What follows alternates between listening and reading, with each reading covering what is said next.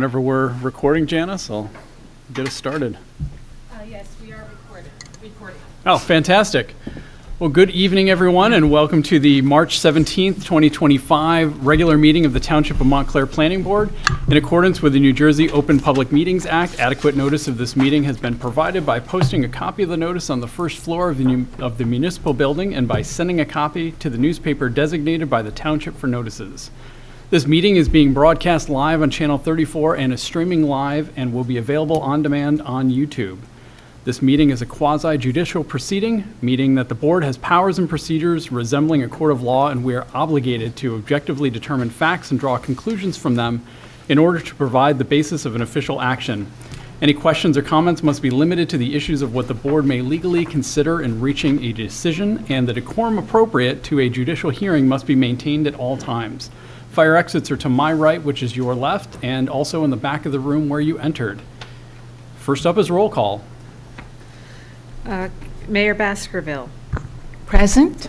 Mr. Borshoff is excused. Mr. Campbell's excused. Mr. Graham's excused. Mr. Ianwali. Here. Councillor Lockman. Here. Mr. Falaise. Ms. Willis. Here. And Mr. Neiman. Here. And Chair Brodock. I'm here. All right, first up we have the minutes from February 24th. I received one change to the minutes on February 24th. Are there any additional changes? Is there a motion to approve? Second. All in favor? Aye. Opposed? Abstentions? All right, next up are the minutes from March 6th. I believe it was, Although- Yeah, so wasn't it March 3rd? Yeah, I was going to say, Yeah. the agenda says March 6th, but the, that's my fault. I should have changed the agenda. It's Okay. March 3rd. let's call it March 3rd. I didn't receive any changes to the minutes from March 3rd. I would move approval. All in favor?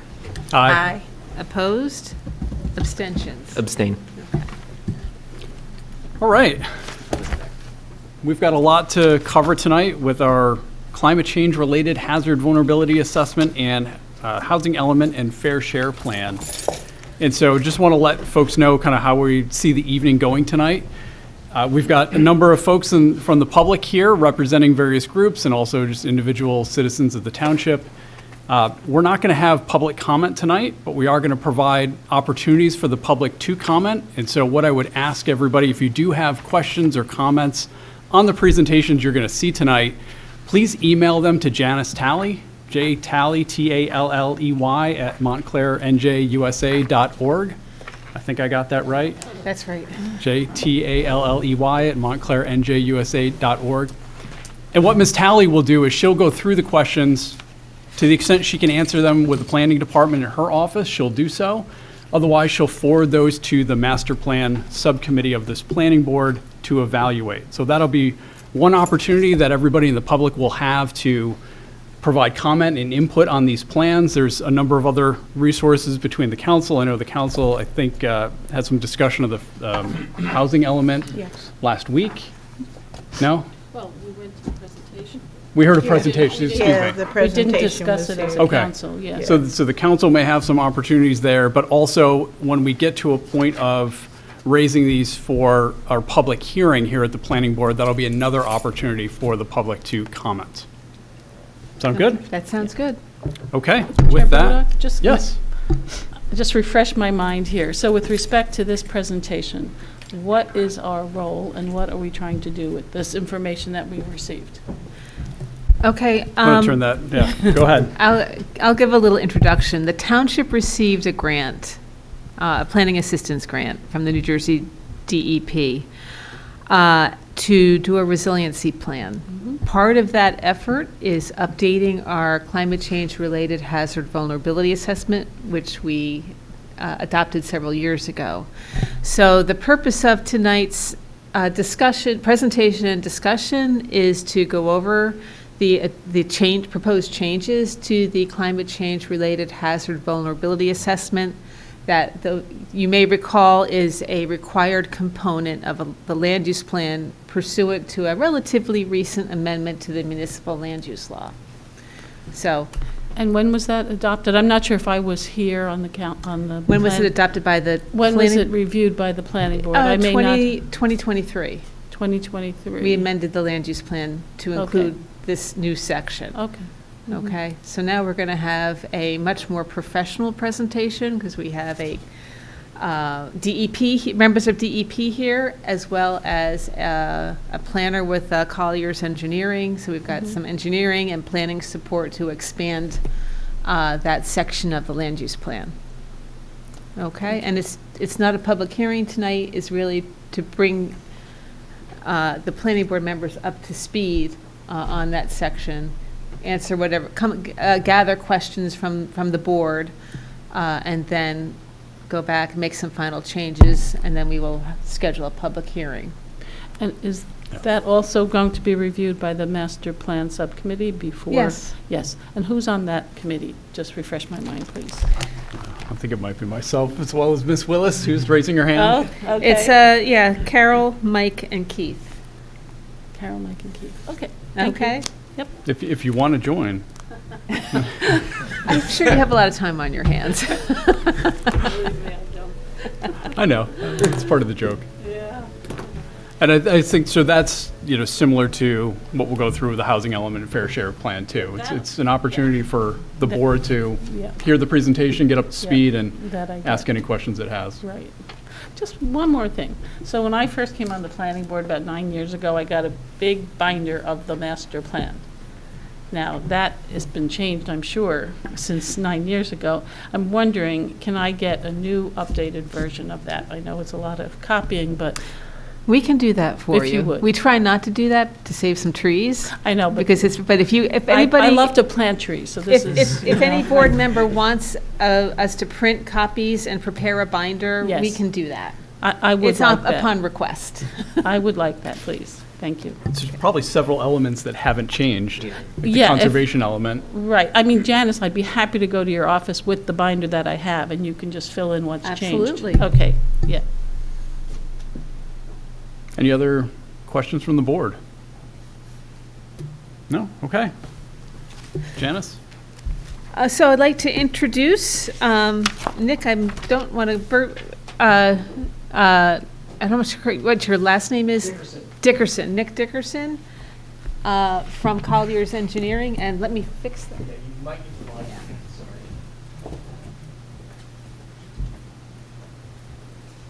And Mr. Dickerson, there's a handheld mic, I believe. Yes, because Right. I wasn't sure if I'm going to be walking around. Yeah, either way. I mean, if you're at a microphone that's at a table or at the lectern, just make sure the green light's on. Otherwise, that mic that's handheld should be live. So you should be able to just go. May I ask them? Just make sure. You can stand here and hold that mic, or just use whichever one you feel more comfortable. I have all the mics. Okay, excellent. And hang on, Councilor yeah. Lockman has Just one more question. Yes. So you're from an engineering firm that we hired, funded by a grant from the state. Not necessarily. So we are a consultant for the state of New Jersey through DEP. And so I guess, so DEP selected us for this project to work with the township on updating the CCR HVA. Okay, thank you. And let me just fix this into slideshow mode. Can you hear okay? Yeah, Mr. Dickerson, you may have to speak up a little bit or just hold the microphone a little closer. Not a problem. Thank you. There you go.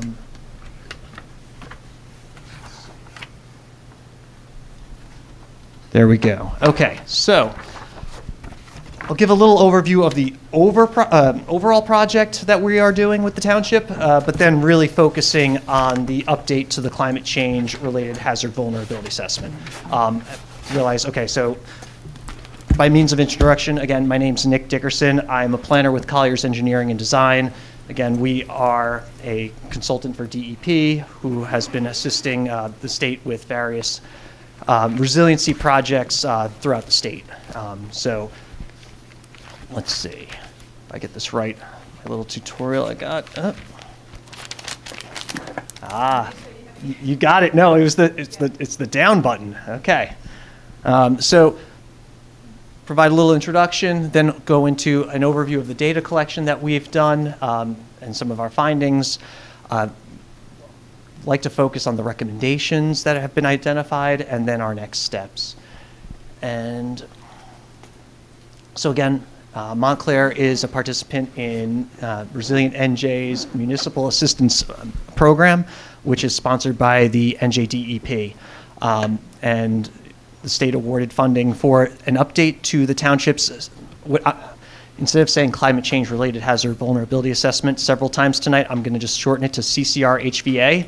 So anytime I say that, it's that mouthful of words, climate change related hazard vulnerability assessment. And so we were tasked with updating this document, which was adopted in 2023, fill in some gaps, update some facts and figures, and then use that and the recommendations that come from that CCR HVA to develop a resilience action plan. So that's kind of the next step in the hopper. And all of this was in response to Tropical Storm Ida and to support recovery and resilience through some of the communities that were particularly hit. As part of this project, it was Montclair, I believe Harrison, and Lambertville are other communities that are participating in this round of the resilience projects. This little just overview of DEP's resilience focus. There was the climate change resilience strategy from 2021, the human health and communities addendum in 2022, and the extreme heat resilience action plan from 2024. As Janice pointed out, this is a new requirement of the municipal land use law. Montclair was one of the first communities in the state to adopt a CCR HVA, and so now after others have been adopted and more information has come out and more studies have been done by the state, it was time to revisit and see how the document could be updated. And I'll admit, the document that has been shared with you, originally our intent was to have the thing in red line to be able to show how things were adjusted. Once we got through some of the document and started rearranging things to make it a little clearer and to make it a little bit more understandable and user-friendly, everything was red. And so it was going to be near impossible to present something that would have been coherent. And so we figured we'll just provide a clean copy so you can look at that. And then if you wanted to compare it to the CCR HVA that's in the township's existing master plan, be my guest. But comparing it against something in red line would have been almost impossible to decipher. We actually did get a red line version. And just so my fellow board members know, if they haven't seen it, we got a red line version. And then we had several meetings with Janice's office, and after further input, we decided to go in the direction of away from that red line, because I think that was around 60 some odd pages, and Yes. It only got redder after that, so decided to spare you the pages. Makes sense. And so these are the requirements for a CCR HVA, what must be looked at in terms of identifying current and future threats to the municipality, providing a build-out analysis for future development, identifying necessary critical facilities and infrastructure, identifying the impact of natural hazards, provide strategies and design standards, and outlining a specific policy statement. Now, most of that has been done as part of the 2023 CCR HVA. Our office was tasked with just, again, identifying additional things that could go in, and also identify things that have changed over time, just to make sure that it is the latest and greatest document that you have available. I've addressed most of this already, but again, we've expanded it to, the original one looked largely at extreme heat and flooding. At the recommendation of DEP, we looked into fire, which became very real this past fall when we were under drought conditions, and you couldn't drive anywhere in North Jersey without smelling smoke. So it is something that is worth considering. Landslides, again, when you have extreme rain events, and then you have either very dry conditions, or you have Something that's not able to really protect the soils, you can have landslides. So something worth looking at there as well. And then we look at those impacts to vulnerable populations and existing and future development, as well as infrastructure. And we've been working with the public to identify and prioritize, and we are going to continue this, to work with the public to identify and prioritize actions for implementation. And like I said, it also includes the preparation of a resilience action plan. And what that document is, without getting into too much detail, is taking the recommendations of a CCR-HVA and starting to flesh them out to see, okay, what is needed, what are the potential costs, what people need to be involved, and then also identify potential grant funding sources to enact those down the line. But tonight, our purpose is to present the draft CCR-HVA for review. Do you expect that the resilience action plan will be part of the master plan, or is it going to be a separate document? The CCR-HVA is intended to be a component of the master plan, and so once we get the comments that we receive from this, we will package it up, send it off to the township, and it's up to the township whether or not they want to adopt it. Well, I guess specifically the resilience action plan portion of it. Yeah, so the resilience action plan would not necessarily be a component of the master plan. It's more of a implementation guide for the CCR-HVA. Okay. Yeah, I would assume that's something that you would update more frequently than you would update the master plan. I assume so. I just wanted to get an understanding what your sense would be for that. And I'll note that with the resilience action plan, what I have found really interesting to see has been in the communities that we've worked with, by having a resilience action plan, DEP has reached out to me and said, hey, I know that this is one of the recommendations of the resilience action plan in this town. You might want to let them know that we have grant funding available to undertake that implementation action. So having it is a nice tool, because then they, being DEP, has it on record, and then anytime these grants come in, they will pass those along. So when you talk about funding, grant funding, is that state funding? Because there's lots of stuff going on in the federal government these days. Well, the last time we did one of these, we included both state and federal and other potential sources, recognizing that there may be some uncertainty at the federal level. If there are funding sources we know currently exist, that's as good as we can do at that point, because they might exist, they might change, they might be in a different name, but a similar type of intent. Yep. So, Are you seeing any impact thus far in state funding coming funneled through Fed? That question I might actually leave to our contact at the DEP, who happens to be in the audience tonight. Okay. Did you want me to answer that? Well, just kind of curious. You don't have to many paragraphs. Hi, by the way, I'm Barbara Woolley-Dillon. I am the project coordinator manager for DEP. It was an honor to be part of this, and I found myself in Janice's unfortunate position was trying to do a CCR-HVA. Our master plan, the community that I worked in, was due to be released 3 weeks after the legislation changed, and there was no going back, no grandfathering. I hit the panic button and called DEP. They were great to work with. That's how they got, one of the ways that they got to know me. And when I moved on and needed a different job, they were like, oh, she's applied, let's bring her in. So Janice did, I will say first and foremost, Janice did a great job with your CCR-HVA. We've learned, we've grown. We add so many things. As Nick said, wildfire is the big hot topic. We've already had 4 of them this year.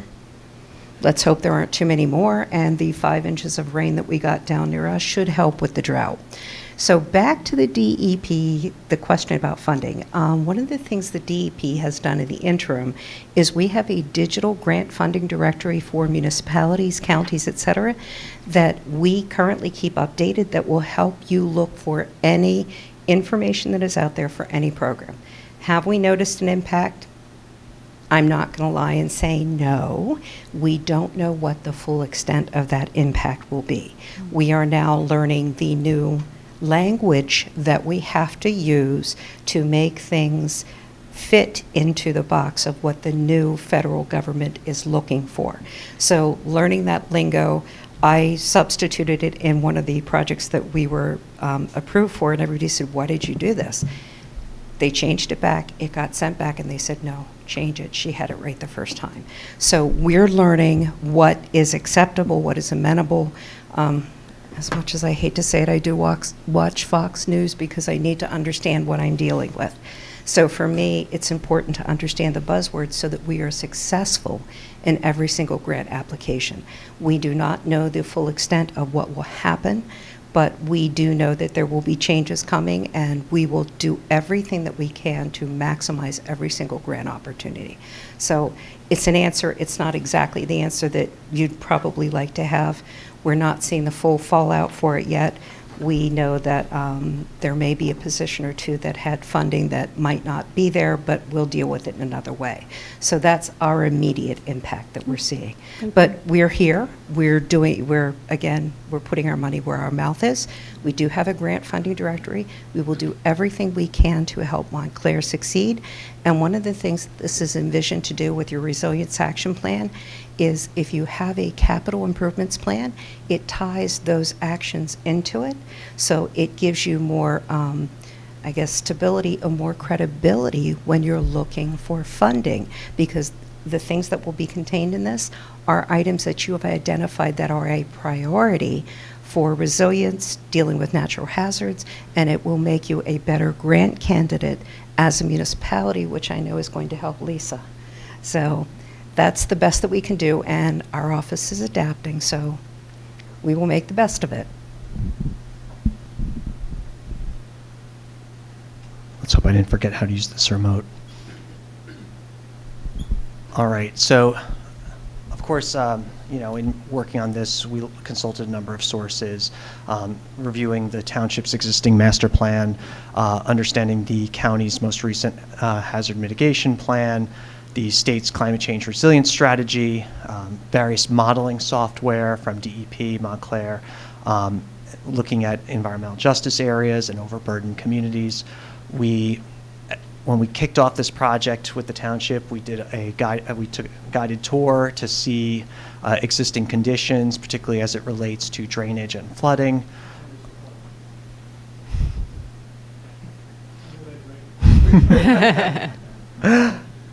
And then we also kicked off a series of community engagement events.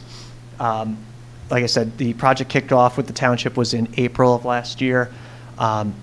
Then public kickoff, we presented before mayor and council in August of last year, which was also the time that we kicked off the public survey, which went online in August and I believe was available through February of this year.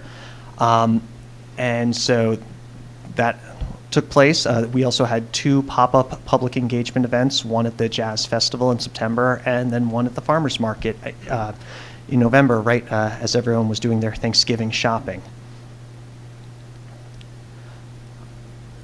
So this document looks at, we honed in on 4 specific threats, including flooding, extreme heat, wildfire, and landslides, and looked at it through 3 different lenses. One through vulnerable populations, both either block groups identified by the census for one reason or another, as well as specific facilities serving the needs of vulnerable persons. We looked at critical facilities and infrastructure. That's municipal facilities, schools, utilities, businesses, transportation modes that are either necessary to respond in the immediate event of some sort of climate incident, or the ability for people to be able to bounce back. And that's why we point to something like businesses, because the people are going to need to go grocery shopping after something, and so you want to make sure those things are accessible. And then we look at land use and redevelopment. So understanding existing land use patterns, future development, which in this town, the township's almost virtually built out, so we're looking at redevelopment.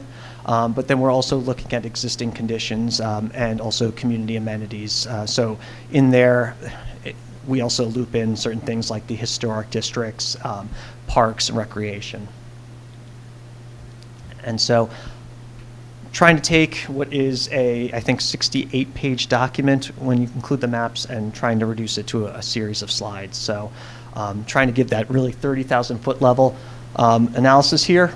And the first is flooding we look at. And what we're looking at here, this flood map is not your FEMA flood map.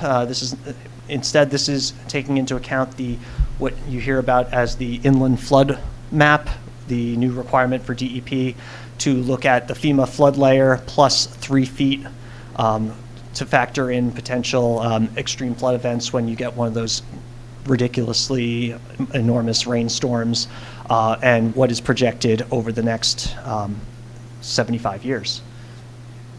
And so we look at what things are impacted by that flood layer. And so we look at it through a number of different lenses.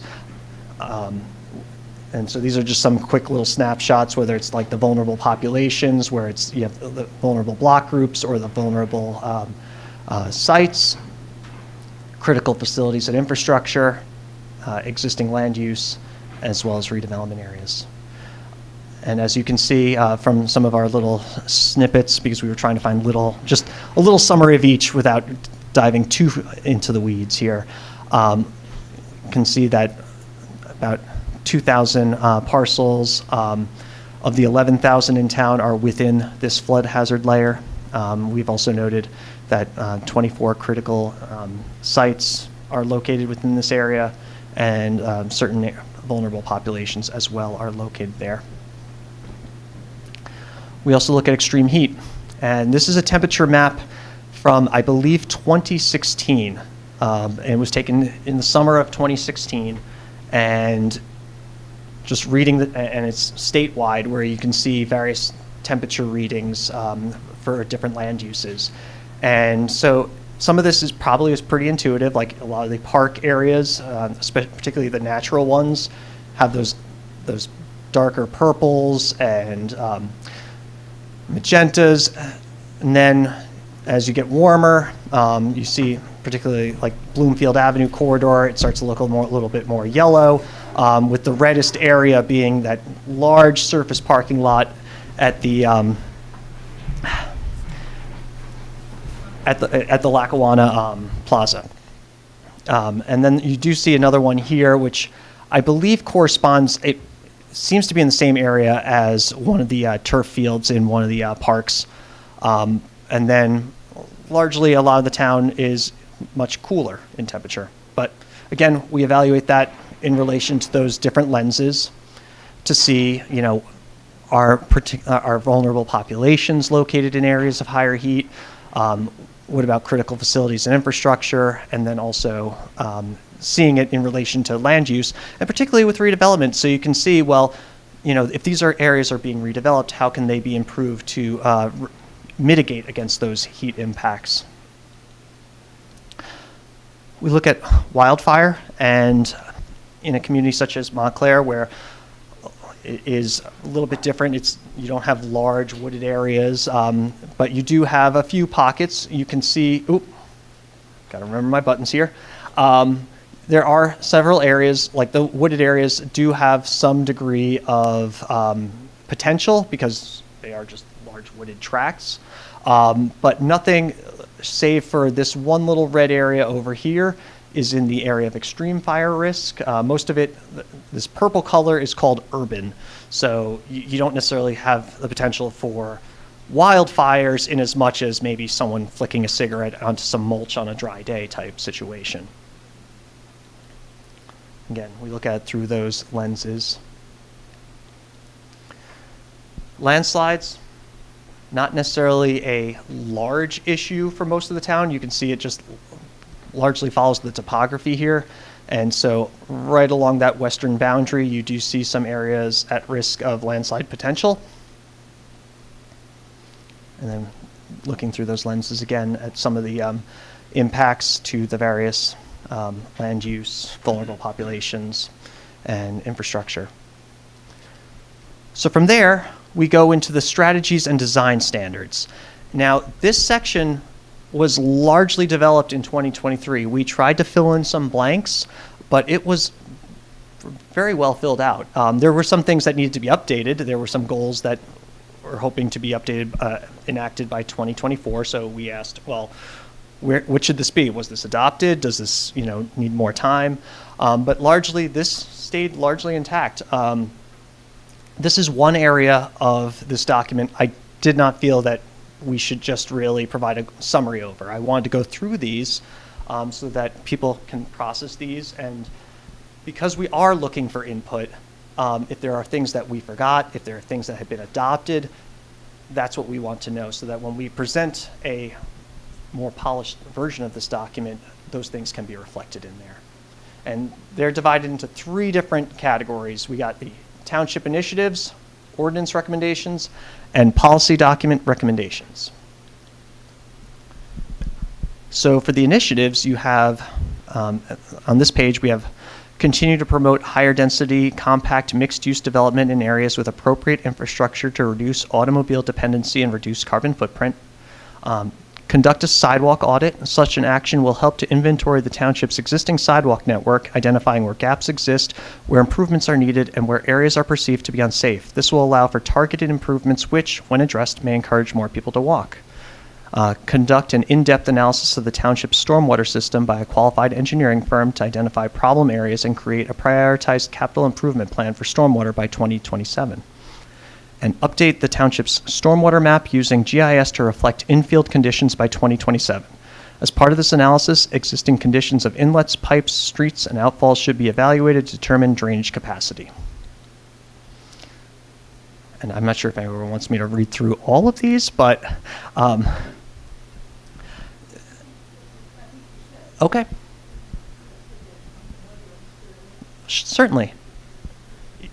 Happy to do it. I know sometimes this drives people crazy, but certainly I thought it was important that they're all included in this presentation because again, I want everyone's creative juices going to see, hey, now that you've mentioned these things, we need to add this, or hey, we actually addressed this already. Install detention and retention facilities on properties, especially those owned by the township near flood-prone areas. Replace undersized and aging stormwater pipes and inlets and install new stormwater facilities in priority areas. Create a stormwater infrastructure maintenance program, which would include a preventative maintenance plan with a schedule for inspections and maintenance work. Reduce impervious coverage on township-owned property where possible. Require electric utilities to be placed underground where feasible.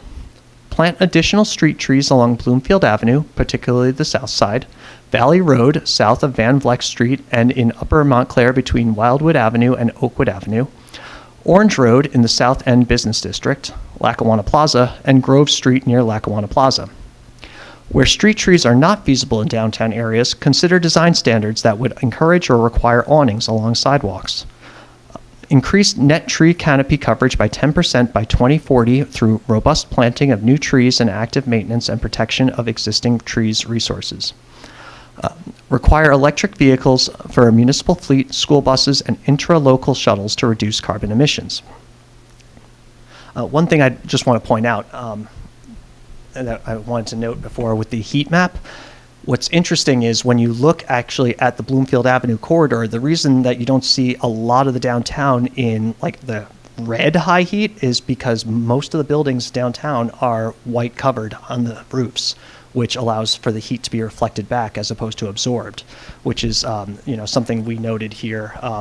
I think that's one of the later recommendations as well, but also canopies as a way to, again, further reduce heat as something recommended here. Encourage increased private electric vehicle usage by providing EV charging stations on public and private properties. Increase the supply of EV charging stations on public property to meet increasing demand. Install green bus shelters as provided by NJ Transit.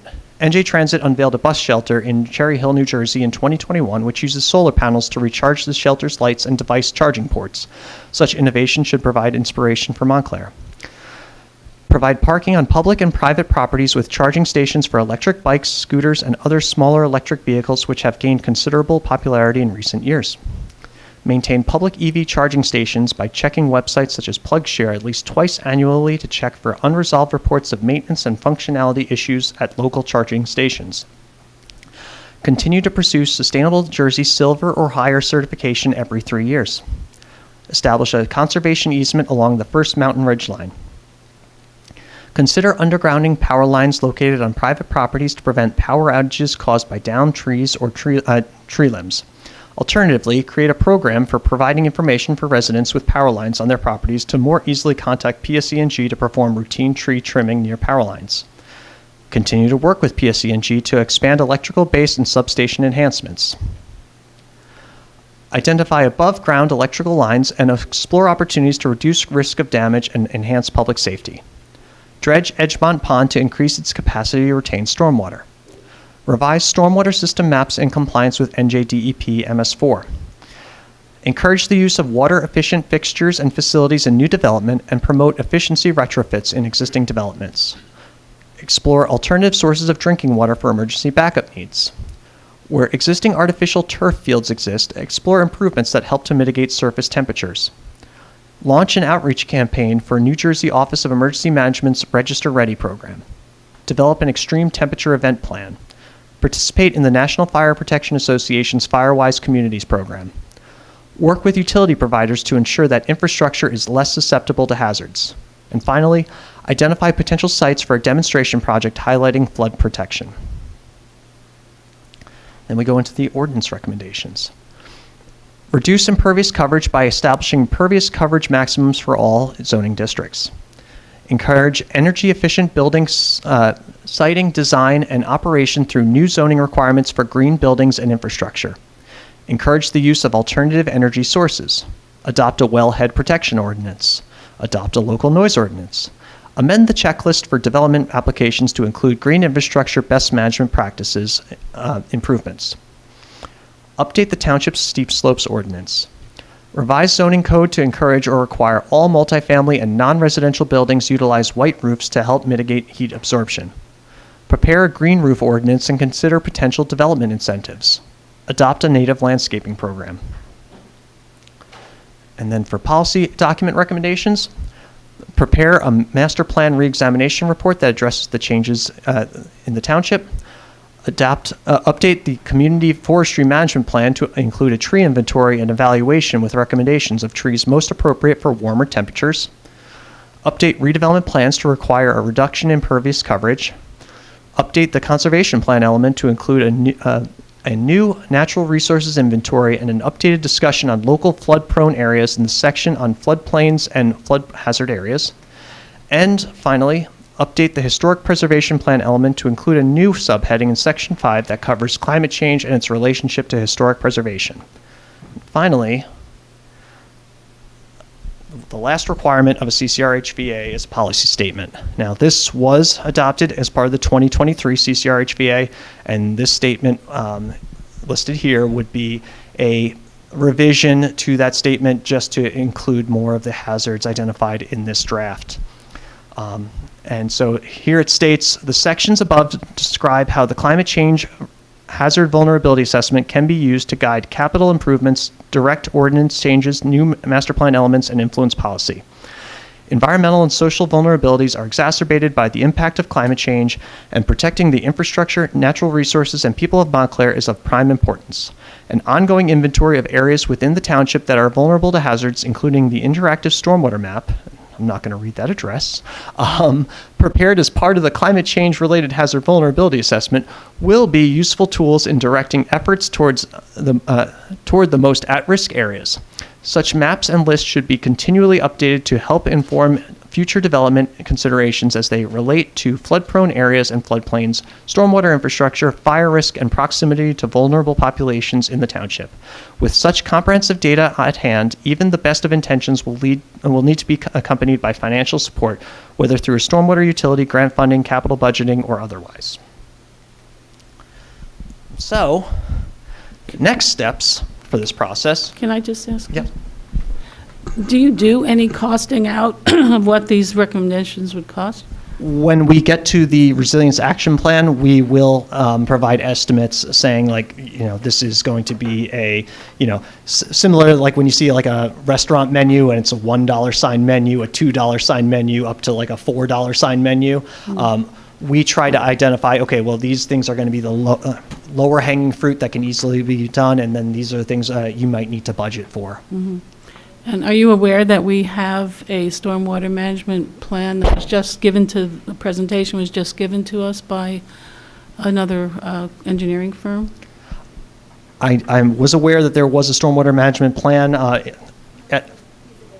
the feasibility study. Yeah. Yes, we are aware, and we've been trying to coordinate with them so that if there's any recommendations that come from that should be considered, we would like to incorporate those as well. Yeah, because they costed that out to be about $5.5 million. Okay, thank you. So the next steps, and I know this was kind of discussed at the outset, we are looking to incorporate any comments. We've been coordinating with your planning office to understand, what feedback we should consider, how we should incorporate that into the document. So we've been working on that. That's why you saw it a draft probably a month and a half ago, and now there's a much cleaner draft that has been presented. We're keeping it in Word document form at this time, and then once it gets a little bit cleaner, we can put it into a nicer looking format, but we just wanted to make sure that the content was before everyone and could be easily reviewed. This document also needs to be reviewed by NJDEP, and so we are waiting for those comments as well, which will need to be incorporated into this document to make sure that we crossed all our T's, dotted all of our I's. And then from there, we will take that document and we will submit it to the township. We will also begin work on taking those recommendations from the CCRHVA and incorporate them into the Resilience Action Plan document. Can I ask a question? Yeah. To what extent is the state providing financial grant money, and what are the kind of sources of grant money that you are aware are available? I think cost is part of the issue. Yes. Certainly. As I'd mentioned, with the Resilience Action Plan, we will look to, right now the state has a grant funding database, so that is one area that we will consult, but there may be other sources of grant funding available. And when we write our Resilience Action Plan, we will identify those potential sources. Unfortunately, grant funding, whether it's state, federal, wherever, will change with the times, will change with various administrations, and so we want to at least have a comprehensive look at it, but understanding that those things may change. Okay. First, I'd just like to thank you very much for the presentation and for being here. My question is relating to where it says consider undergrounding power lines, because I love that. Out of everything that's in here, that's something that I really love. I'd like to know more about that, and how you suggested a township where everything is above ground. We don't have underground, although I think many of us would love to go there. Have you worked with municipalities that were like Montclair, where even today they're doubling down on the above-ground power lines to give us instructions or ideas where the resources would come from, or how we would proceed to do something like that? Well, that's a great question. I've seen it accomplished in numerous ways. Sometimes it is through redevelopment, because then, the township has the ability to say, okay, well, if you want to do this, we expect, this to take place. So it might be piecemeal at times. You might have things that go underground in certain areas, then go back above ground, but it at least is a start, because then you are working with a interested developer, and as part of that development project, they might have to do that. Okay. That's one way of doing it. There is, you could look into various modifications to the development ordinances, but there's different ways of looking at that. And so we would look into that a little bit further as part of that Resilience Action Plan and identify, some next steps there as well. That's some money. Yeah, it's not cheap. No. And undergrounding is not always appropriate everywhere, because I know we looked at that in one of the towns on the shore we were looking at, and there was a concern that actually, when exposed to a lot of salt water all the time, it doesn't really make sense to have all your utility lines underwater like that. Okay, all right, good. No, thank you. And the new development is certainly an idea. But thank you. Other questions or comments from the board?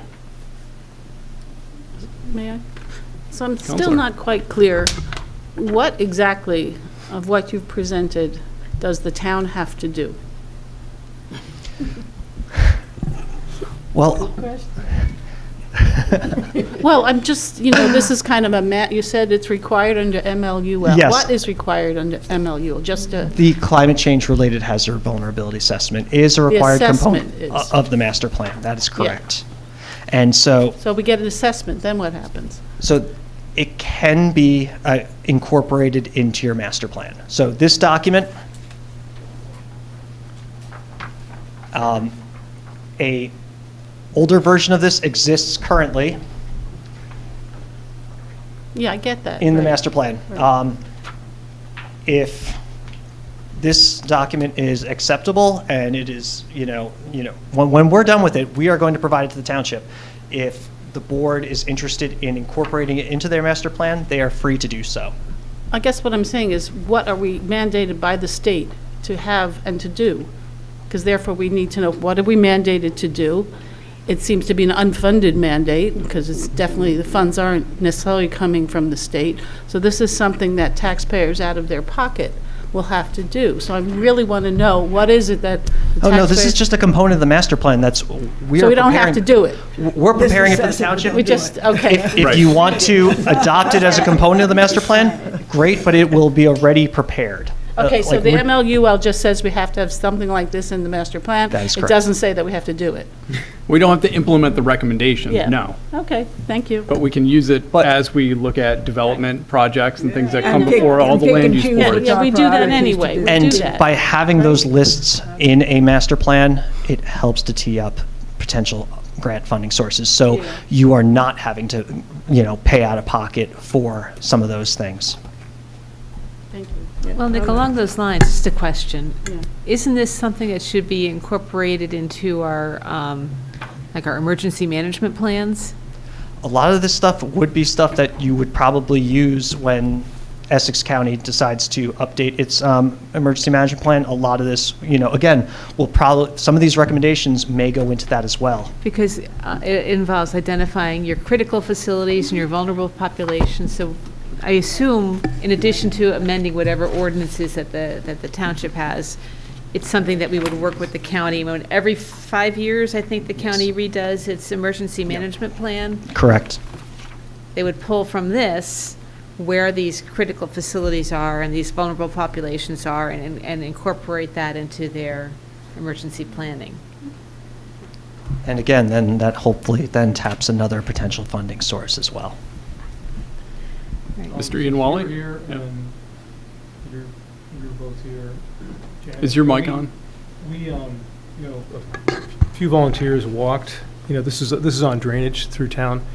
Real simple, water roll, goes downhill. We looked at clogged stuff. So there's huge numbers if all this infrastructure needs to be removed and replaced, but I don't know if anyone's put cameras through. I've said this numerous times over the past few years, and when I see when I see a date of 2027, I said, oh my God, 2 more years before we think about it. Our drainage systems are clogged. I walk past the same stuff all the time, and it's filled with debris. So that, I would think, is shorter dollars. It's lower dollars. So with all this great thinking, could someone come up with a targeted maintenance, preventive, well, I heard preventive maintenance, that's good, but just maintenance and prevent. That has to be far fewer dollars. But I've also talked about how, this really should emanate from a township engineer doing this or public works. So could someone in township management be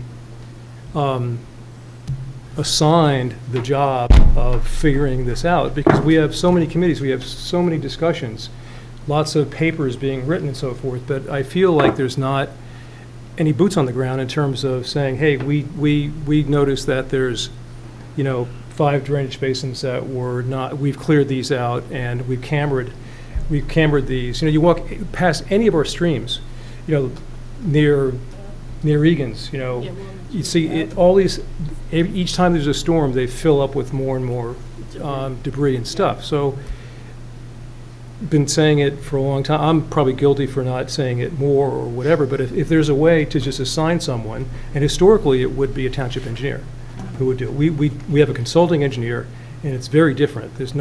Someone has to assign that person responsibility. I think it really should be someone in Public Works. Half of your job is figuring this out, or, figuring out the most economical way to camera some of the underground conduits and so forth, and figure out how much is really capital improvements and how much is just pure maintenance that's been neglected for so long. Mr. Chairman, if I may just... Sure. So to your point, currently we are in the process of inventorying and mapping the entire township's stormwater. When you say mapping, going underground and putting cameras in, or just mapping GIS?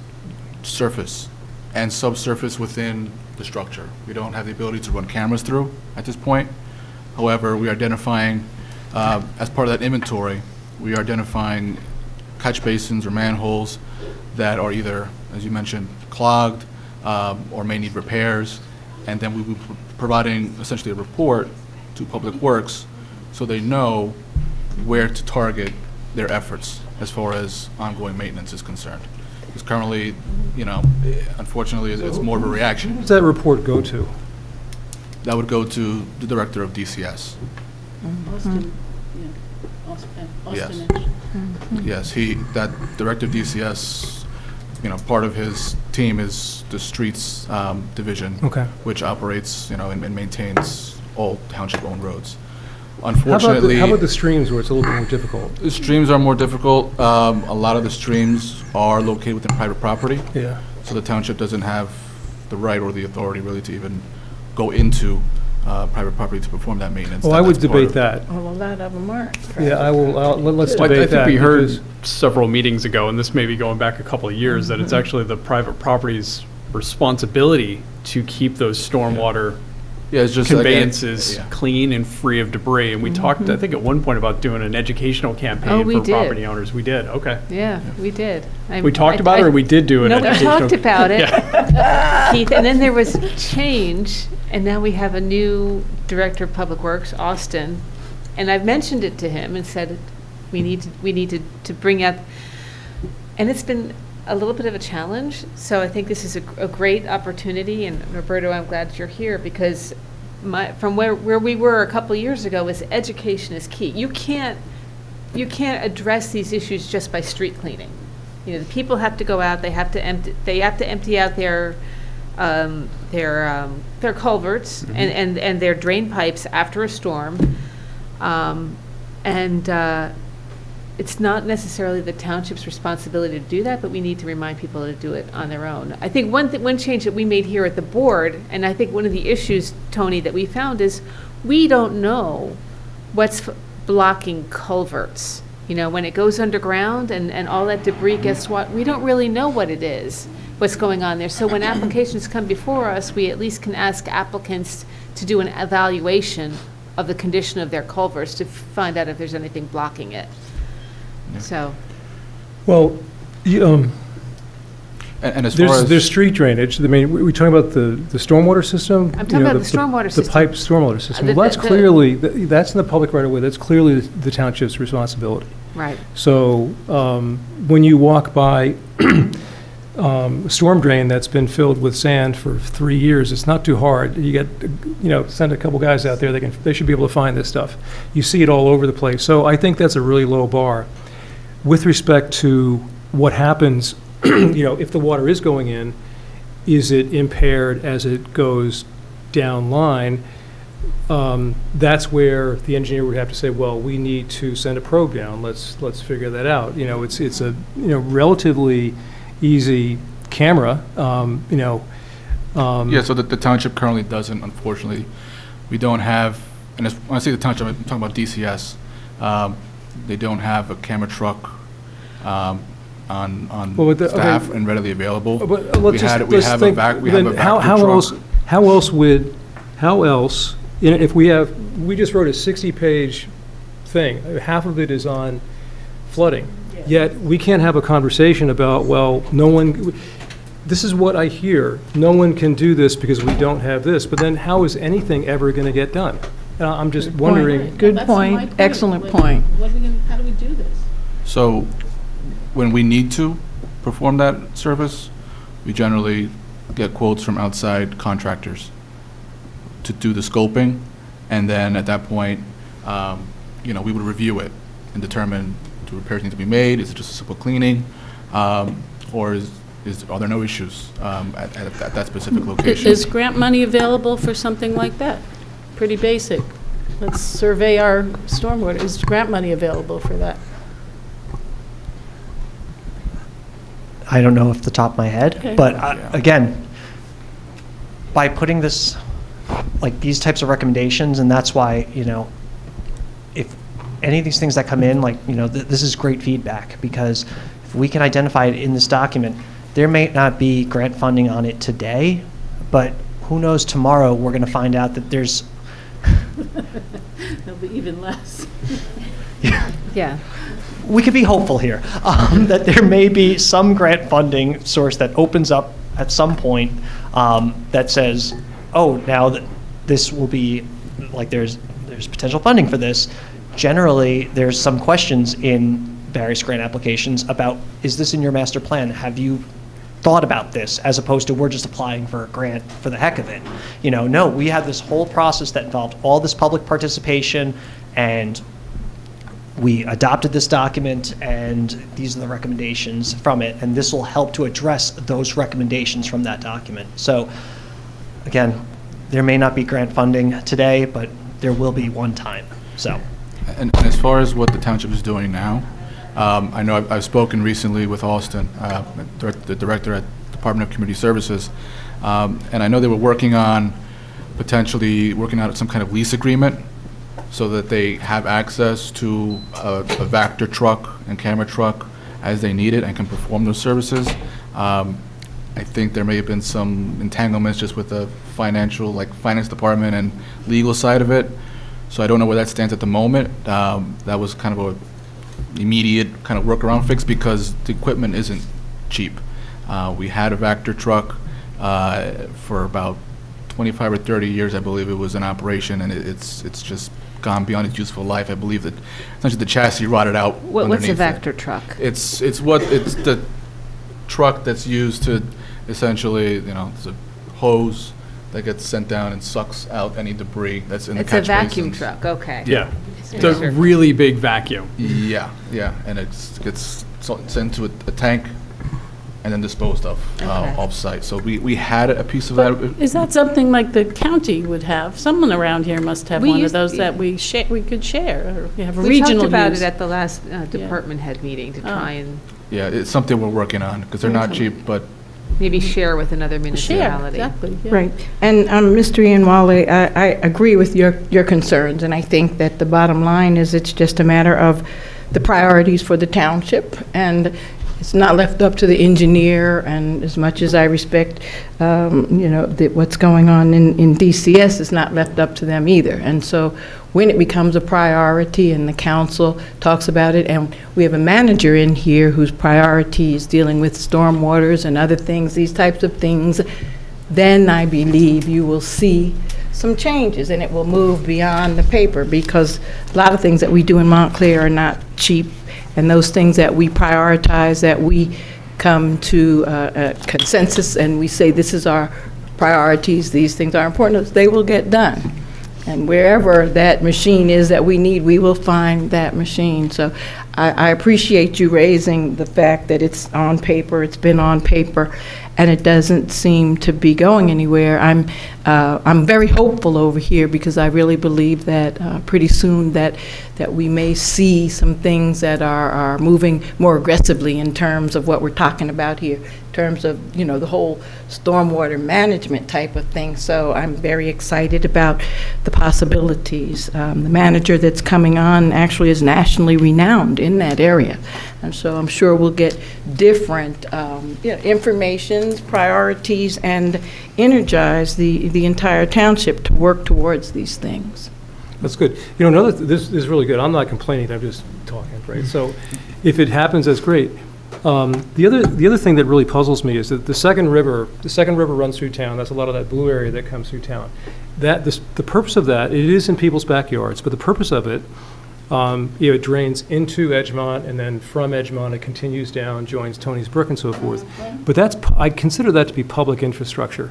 And I can't imagine that we would think that all of those houses, all the owners of all those houses would be responsible to keep that cleared out.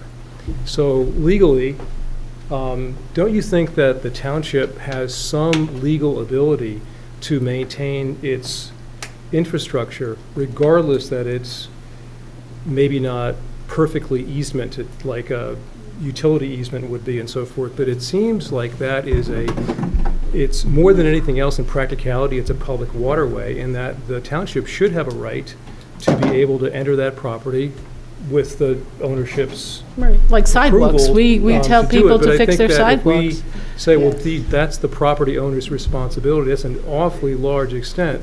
You know, I just, when I hear that, it just makes me go brain dead. The problem is that a lot of times they're in people's backyards, so it's kind of hard to get to do an inspection. Well, that's but my point. So, but I I agree. don't think we should expect that people are going to clean up the stream. I think most people regard that as, that's water that just goes through my property. I don't touch that, right? That, I think, is township, in my view anyway, complete amateur. It seems like that's public infrastructure, and the township should have some right to maintain that. You know, I was thinking the same thing, because that you're just talking about, and we have drones. Couldn't we use drones to do an evaluation to determine if there are any blockages in our streams? And when there's no leaves, yeah. Or do we still have those drones?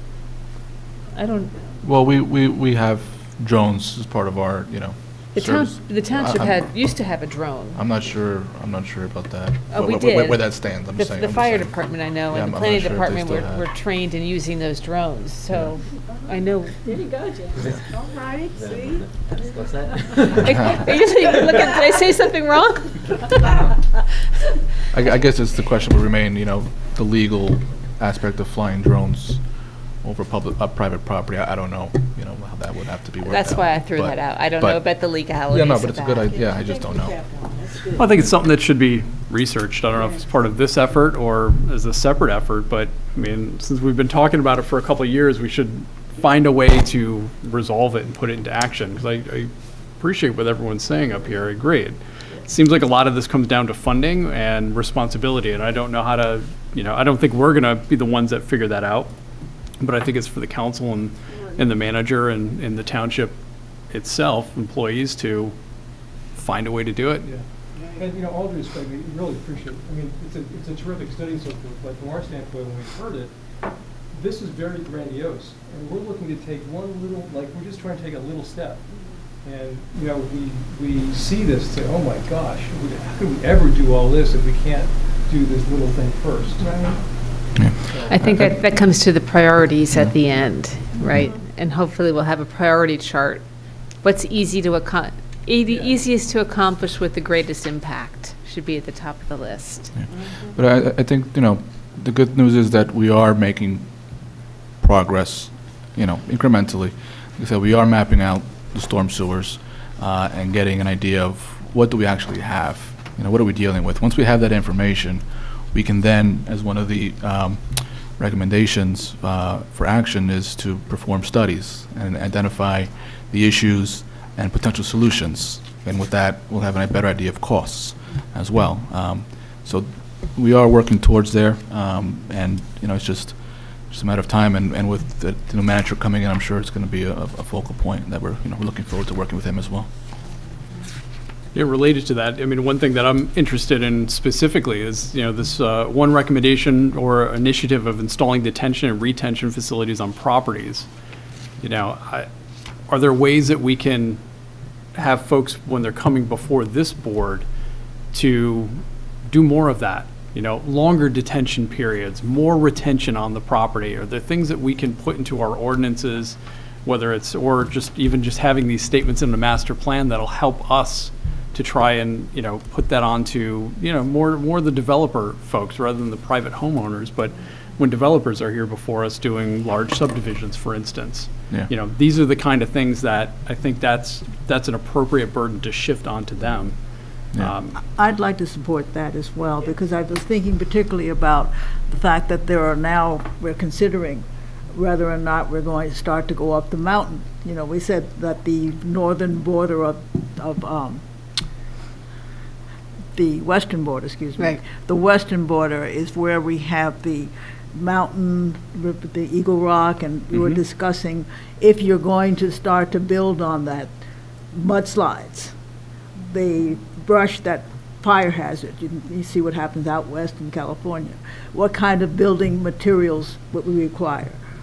What kinds of things would we need to do for new development that's possibly thinking about going up the mountain? So I think this is also timing where we make a responsibility of that property, but we need to have that in place and understand what the relative impact of trying to build on that slope is going to be.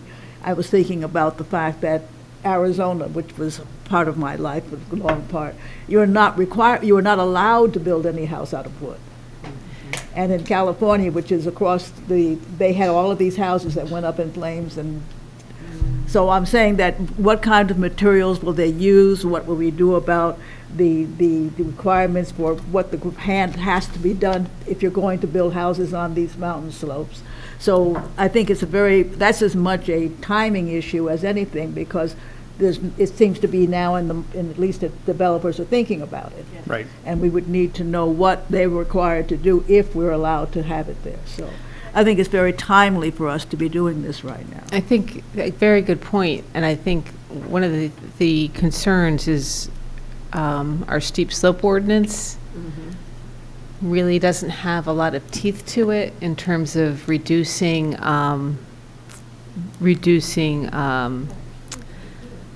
disturbance and maintaining trees. So I think that's I something that agree. we really should Yeah. be looking to. It's something I've kind of tacked on my It's on your to-do to-do list? list to this year, so Maybe the I agree. the zoning subcommittee can take a look. Maybe we can get the environmental commission to work with us on that, you know? I think that's critical. Yeah, and I'd like to, kind of related to that, I'd like to learn more about landslides. What are we supposed to do with? Well, if Potential for you have a landslides. fire, then we'll probably that'll increase if we have a wildfire on the second mountain, the first Watchung Mountain, that'll certainly increase the likelihood of landslides. As long as we have the trees there, I think that'll reduce it, I think. But Well, that's the we can thing. talk about that that's- later. This isn't something we've ever dealt with Right. at a board level. There's a reason why that hasn't been built in the past. Right, exactly. And so, I'm kind of Yeah. just trying to think ahead of like, what education do we need as board members? And maybe it's just, Mr. Hernandez, you have it already and you can advise us on it. But if not, if you can add that to your to-do list as well of Sure thing. learning what to do about that and what precautions do we need to make sure people are taking in order to prevent it? Yep. Or, if it does happen, how do we get through that? Right. Yeah, something we could look at. So I'm thinking that one of the recommendations in this report can be, and I don't know if it's in there, to reinforce our steep slope ordinance, to reinforce, I think it was mentioned. There was something about steep slopes, I think it was, yes. maybe to elevate it. Yeah, and I think it's something that we need to discuss further to figure out how it should have more teeth added to, but we do have something in there about revisiting the steep slopes ordinance. Right, and the disturbance requirement, and I know that we do have a pretty strong tree protection ordinance, but maybe taking a look at that as well, particularly on steep slopes. Right, and there's also discussion of a conservation easement along the ridge line. I don't know if that ties in as well. What does that mean? I don't know. That's don't why I don't yeah, know yeah. what The conservation. Well, maybe, easement number 20. maybe Yeah. certain slopes of X% there can be no disturbance. Well- And this is what I've seen in other towns. Because that that's are- what a conservation Yeah, easement is. a conservation Yeah. easement, you can, in certain areas over X% slopes, no development. We don't have that in there, that kind of specificity. We have no prohibition against development over slopes of over 50%, 30%. Just says, it's very general, just as limit disturbances, So I but it think we can doesn't. tighten that up. I restrict mean, it. mostly it's developed, for the most part, it's It's developed developed. already. That's the only, this Right. is coming up because of that one They're still site. developing. Yeah. They still find a way. Well, so. Exactly. You're finding that higher up the mountain is becoming attractive if they can Well, do it. that's true. There Yeah. may be other sites that we're Right. not That we aware don't of. know about, yeah. Right. But I think it does put it It's a into nice view. perspective. If there is a fire and you lose all those trees and that will lead to landslides, all because you allow development that's probably might not be appropriate, so. Right, and that'll impact folks down slope, Right. especially. Well, I think the way we handled that last application was. Which is Tony, I still a can't- live application. Tony, I so we can't hear shouldn't- you if you can. We shouldn't discuss that application Oh, we shouldn't, yeah, specifically I'm because sorry. it isn't a submitted My application. microphone was off. No, We can talk in generalities, of course. Okay. Any more comments? Okay. Well, thank you, everyone. Thank you. So the next steps, Nick and Barbara, thank you for coming as well. We will, do you want us to send this to the master plan subcommittee for more further discussion? Or do you want them to take what's been heard tonight so they can make whatever changes and we could schedule a public hearing? I mean, Well, go ahead. do you feel the need to have a subcommittee meeting? I would think that we would get as much benefit as we can from the consultant and have a look at it. If particularly, maybe the subcommittee might want to look at it and see Okay. whether they're going to edit or to say something that was You mean particularly before it relevant. goes back to the consultant, or? Oh, let- no, let- I think that we would get the consultant to do his full deal with it, and then we'll deal with it, okay, as a board. That would work for me. I mean, I think you've heard, I don't think the master plan subcommittee is going to come up with anything new that we haven't Right, heard tonight. I mean, right. I I do would have think some not. specific comments myself that I'll just share with you, Ms. Talley, and you can pass it on to Mr. Dickerson. But I would say, let's give it back to you to incorporate what you've heard tonight and have some other conversations with the planning department, the township engineer, Right. and then come back to us That with was, a I agree with that. revised. Okay. That's where I'd head with it as well. And I'll reach out to the Environmental Commission. I know that there's several members here. They did send to me a letter that they were very concerned about wildfire and protection from wildfires. So I think I'll work with them to get more input on that aspect of it and any other issues they have and get back to you.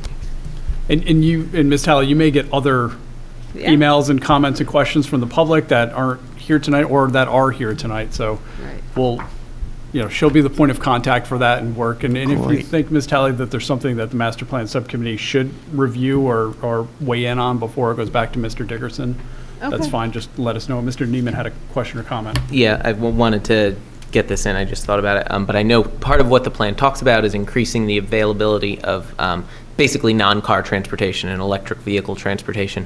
And I think this is an interesting time to incorporate that to the complete streets ordinance that I believe the council is going to be considering very soon. And so making sure that those play very well together and this plan incorporates in awareness of and all the benefits that are going to come from those complete streets, because it too is also dealing with the public right-of-way. And so just wanted to throw that out there. Understood. Thanks again, everyone. Thank you. Thank you, Nick. Thank you. All right, next up, we have a discussion of the housing. Do people need a break? It's so depressing. I guess it's only been an hour.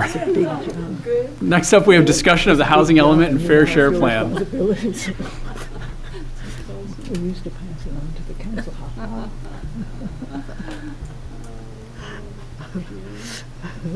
Give me a minute to get my presentation. Sure.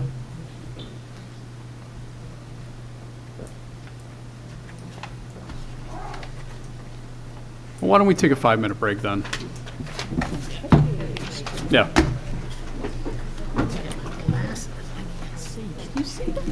Well, you know, I did, I put it on the second.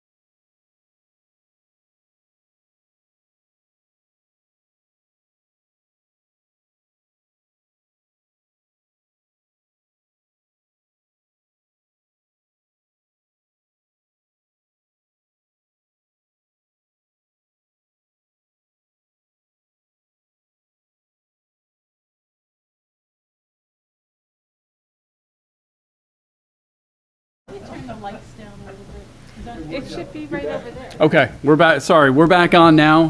Mr. Falaise has joined the dais. Welcome.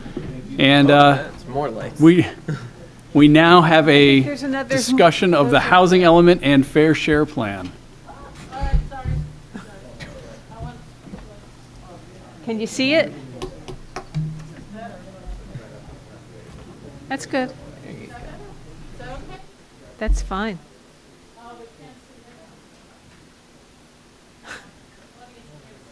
Oh, okay. All right, so good evening. What I want to do is give the planning board an update as to where we are with the housing element and fair share plan. I know some of you were at the meeting last Thursday, that the town hall meeting that we had on behalf of the council. So I'm not going to go in depth on some of the background information. You're familiar with where we are with affordable housing, the history. I don't need to go over the history. You're all familiar with that because I gave this presentation before. What is affordable housing? Just a refresher, the way the statute allocates this or determines it, we have 3 categories. We have to provide for very low income. Those are people who earn less than 13% of the median household income in our region. We have to provide for low-income housing, that's between 13% and 50%, and we have to provide for moderate income housing, which is between 50% and 80%. All of these are in relation to the area median income,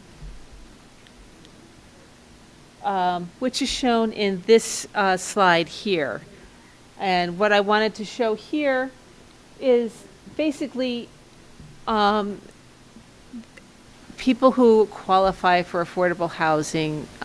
There's no one-size-fits-all. There's a lot of different housing types. It can be a one-person household, or it can be a 6-person household. So it could be a single person or a family.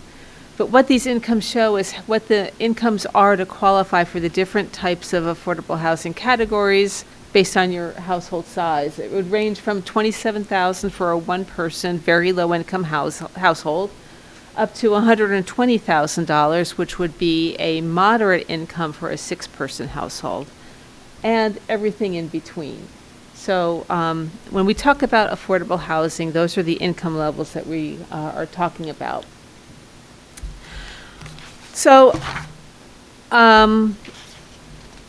in preparation, we looked through the demographics, just a couple of highlights. I'm not going to go through all of the data. All of the data is in the draft report, which following tonight's meeting, I will give to the planning board, either starting with the master plan subcommittee if we so choose.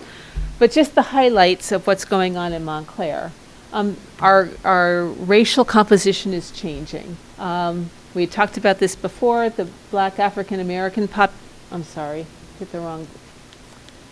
The Black population, Black African American population did decrease by 900 people between 2010 and 2020.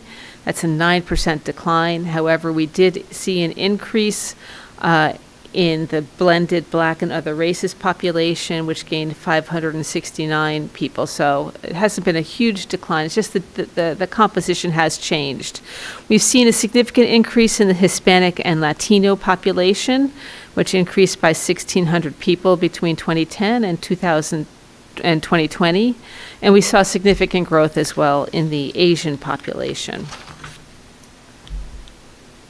We also saw some changes in our age composition of our population. As we've talked before, the senior citizen housing component, that age cohort of people between the ages of 60 and 84 has increased pretty significantly. Between 2013 and 2023, we added 2,000 people to that category. Again, that's the aging of the baby boom generation. Similarly, we have seen an increase in older school-age children. Those are between the ages of 10 and 19, which increased by almost a little over 1,000 between 2013 and 2023. In terms of the general changes to household characteristics, significantly. We've had an increase in median household income that increased from $74,000 in 2000 to $166,000 by 2023. The percentage of individuals living below the poverty line increased from 5.6% in 2000 to 6.6% in 2020.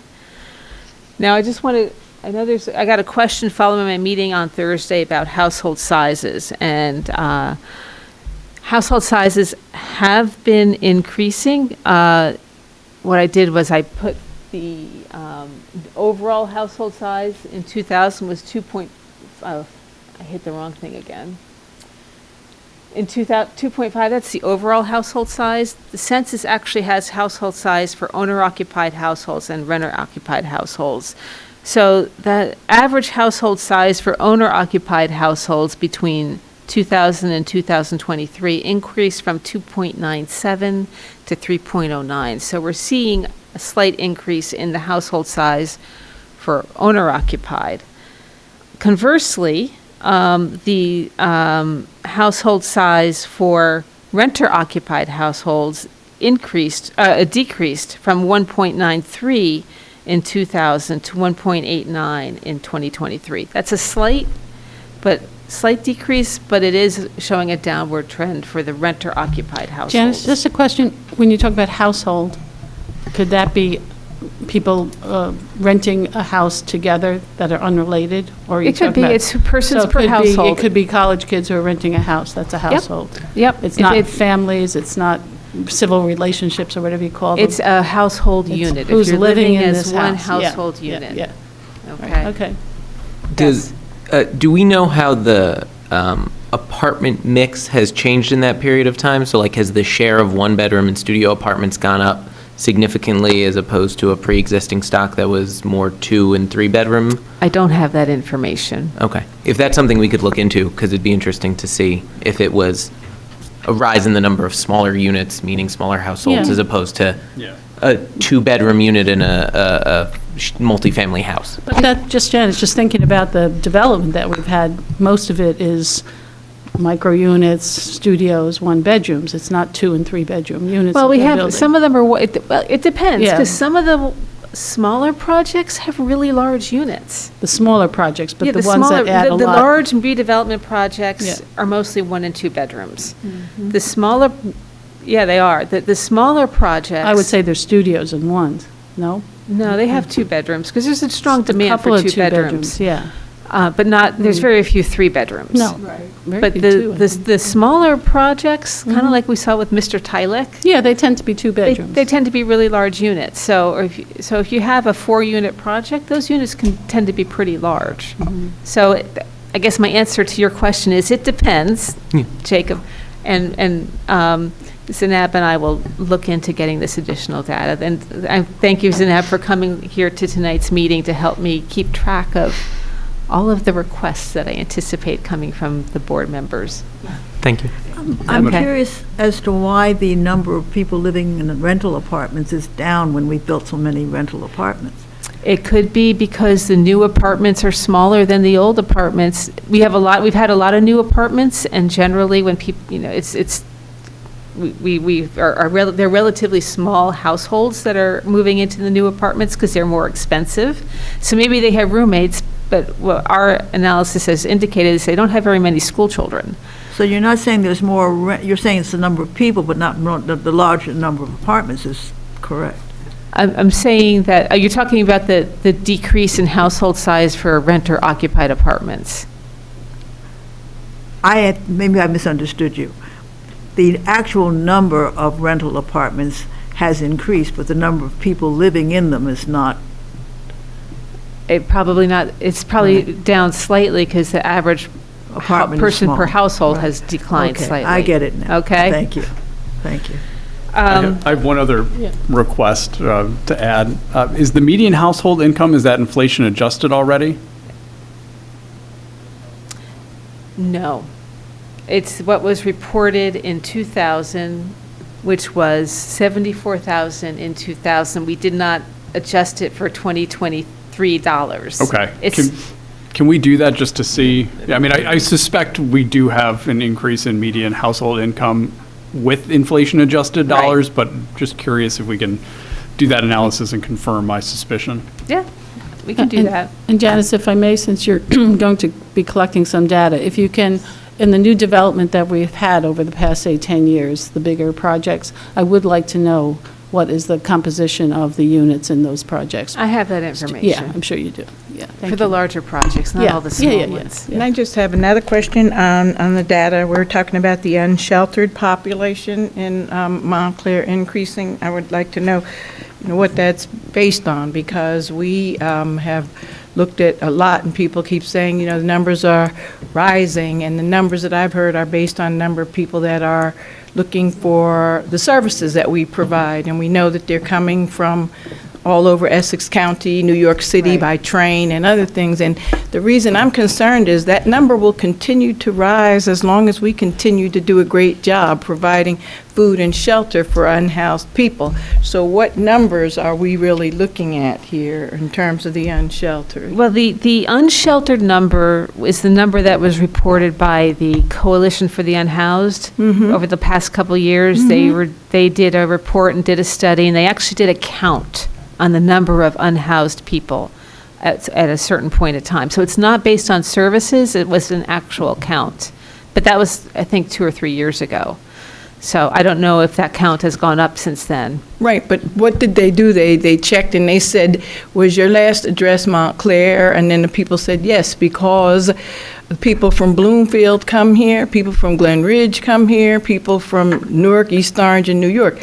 I just want to know, really, are they saying, hey, was your last address Montclair, New Jersey, and then doing this, or what is the process for getting the data? I mean, it does matter, because this number, I would venture to say, because we do a great job of trying to make sure that all the people that come here, even those that get off at the train station at night from New York, are, appropriately treated. We want our guests to have a warm place with a good meal. And they know that. So that number's going to continue to skyrocket as long as we continue to Right. do great things. That's If I may say that in a different way, we have a draw for people to come. If we stopped giving these services, they would not come. Right. So, I mean, I'm not suggesting we do that. I'm just saying we have the Salvation Army here, we give them meals at night, we give them beds Yeah. at different times, and that brings people here. If you look at the numbers in surrounding towns, they do not have the same number of homeless people as we have. I'm gonna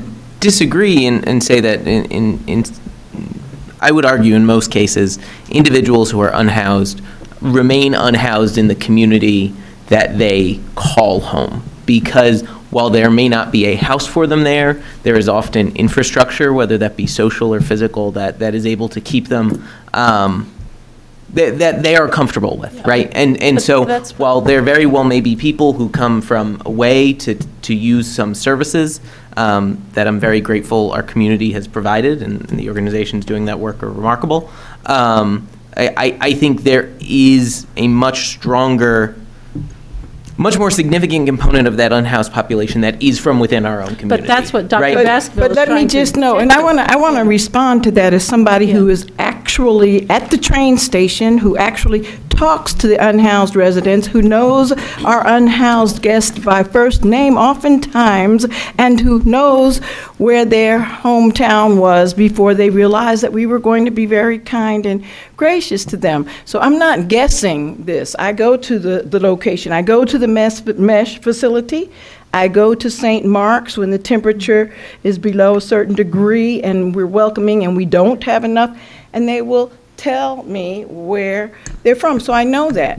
And I watch them come off the train station. The nights when we don't have enough beds for them at St. Mark's, I go out with blankets to make sure that those people that are sleeping in various places. So by and large, I don't have like your data, so I'm not challenging your data.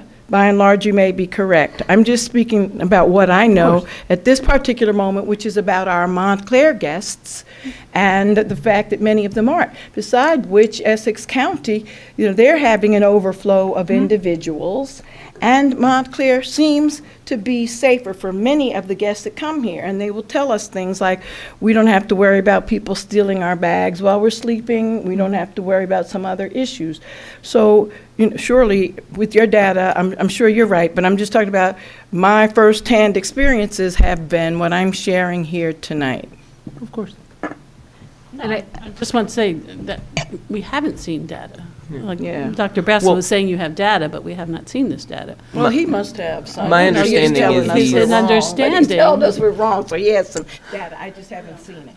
My understanding is that these counts are usually done via a point-in-time survey, where they spend one day going out and survey to see which individuals are unhoused at that moment of time, and that's extrapolated. I have that to the- report if yeah. you'd like me to send it Yeah. to you. Yeah. But even for that to be valid, they would have to, and that's why I'm asking Janice, do they say, what was your last address? Was your last address in Montclair, New Jersey? And if so, and get that information. Right. And I don't have that, have Yeah. that information. I think would have to work with the Coalition of the Homeless to find out how they're updating their counts, and we can make that a point.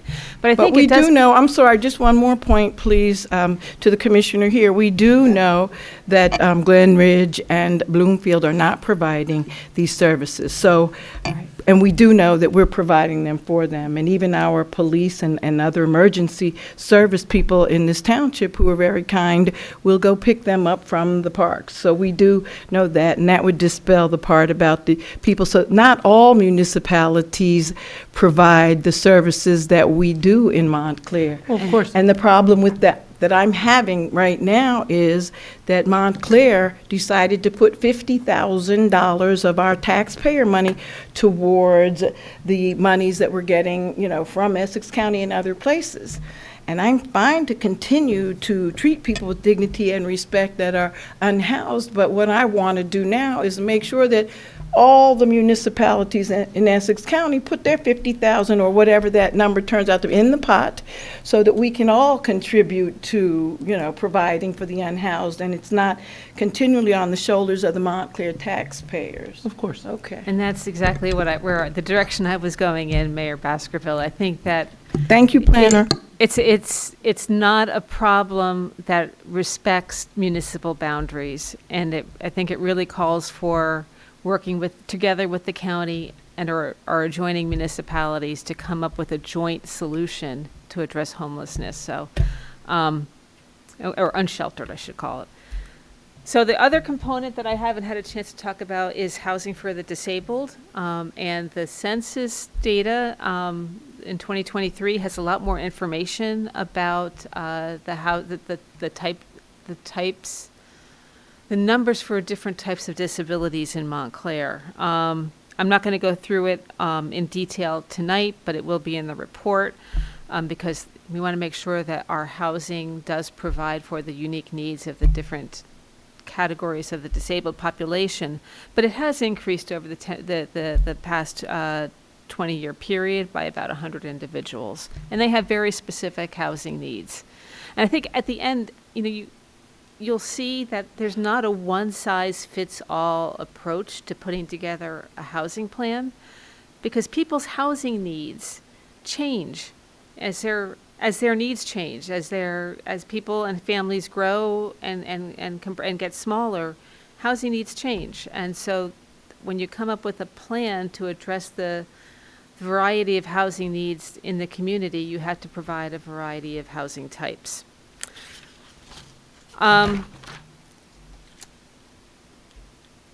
So in terms of, this is the segue into our housing stock. We do have a varied housing stock, although the majority of our biggest land uses are single-family residential zone districts or land use districts. 50% of our housing stock is in the form of single-family detached homes. 60% of our housing stock is owner-occupied, and 40% is renter-occupied. We have a number of two-family detached homes. That's 15% of the housing stock. 9% is what I'll call small multifamily homes, 3 to 4 units. Another 6% is 5 to 9 units in a building. Another 6% is 10 to 19 units per building. And then we have this number, 14% are very large multifamily buildings. And we've seen a lot of that construction over the last couple of years where you have 20-plus units in a building. So we do have a variety, but we just need to make sure that the housing stock that we do have is meeting the long-term needs of our population. One thing I didn't mention is almost 60%, and this is an interesting fact, almost 60% of the housing units in the township were built before 1940, and many of the township's homes are in historic or proposed historic districts. So we also have an older housing stock, and the age of the housing stock is one of the components that is considered when the state identifies deficient housing units. So I'll get into that in a little bit later. Here's a couple of other data points. The median value of a house was $601,210 by 2023, according to the census. The median value of a single-family house was $850,700. However, when I talked to the tax assessor's office, he gave me the average assessed value for a single-family house in Montclair in 2025, and that was $1.4 million. I'm sorry, $1.04 million. Similarly, rents have gone up. In 2010, the median monthly contract rent was $1,281. By 2023, it had increased by 60% to $2,045 per month. And I thought it was interesting, in 2023, over 42% of renters were cost burdened. Cost burdened means that you're spending more than 30% of your household income on housing costs. In 2010, only 33.5% of renter households paid more than 30% of their income towards housing costs. So we've seen an increase from 33.5% to 42% in terms of the cost burden households. I prepared this graph to kind of give an idea of how that affects low and moderate income households. So you can see in this, I keep pressing the wrong button. The chart, this is the income chart for median income based on household size for Montclair, what's moderate income, what's low income, and what's very low income. If the median contract rent in Montclair in 2023 was $2,045, that's more than any of the very low income or the low income or very low income households could pay, and that's more than the moderate income households could pay, up to anything more than two persons in terms of the charting. I did receive a couple questions after my meeting on Thursday, requesting more detail about the number of households that are cost burdened, and we did find that paying more than 30% of their income on household costs, it was 4,972 households that are cost burdened, which is a significant number.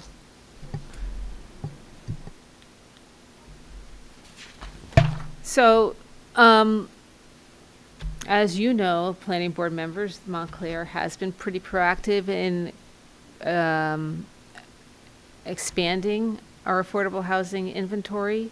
We have an inclusionary zoning ordinance of 20% that applies to all development across the board that nets 5 or more housing units.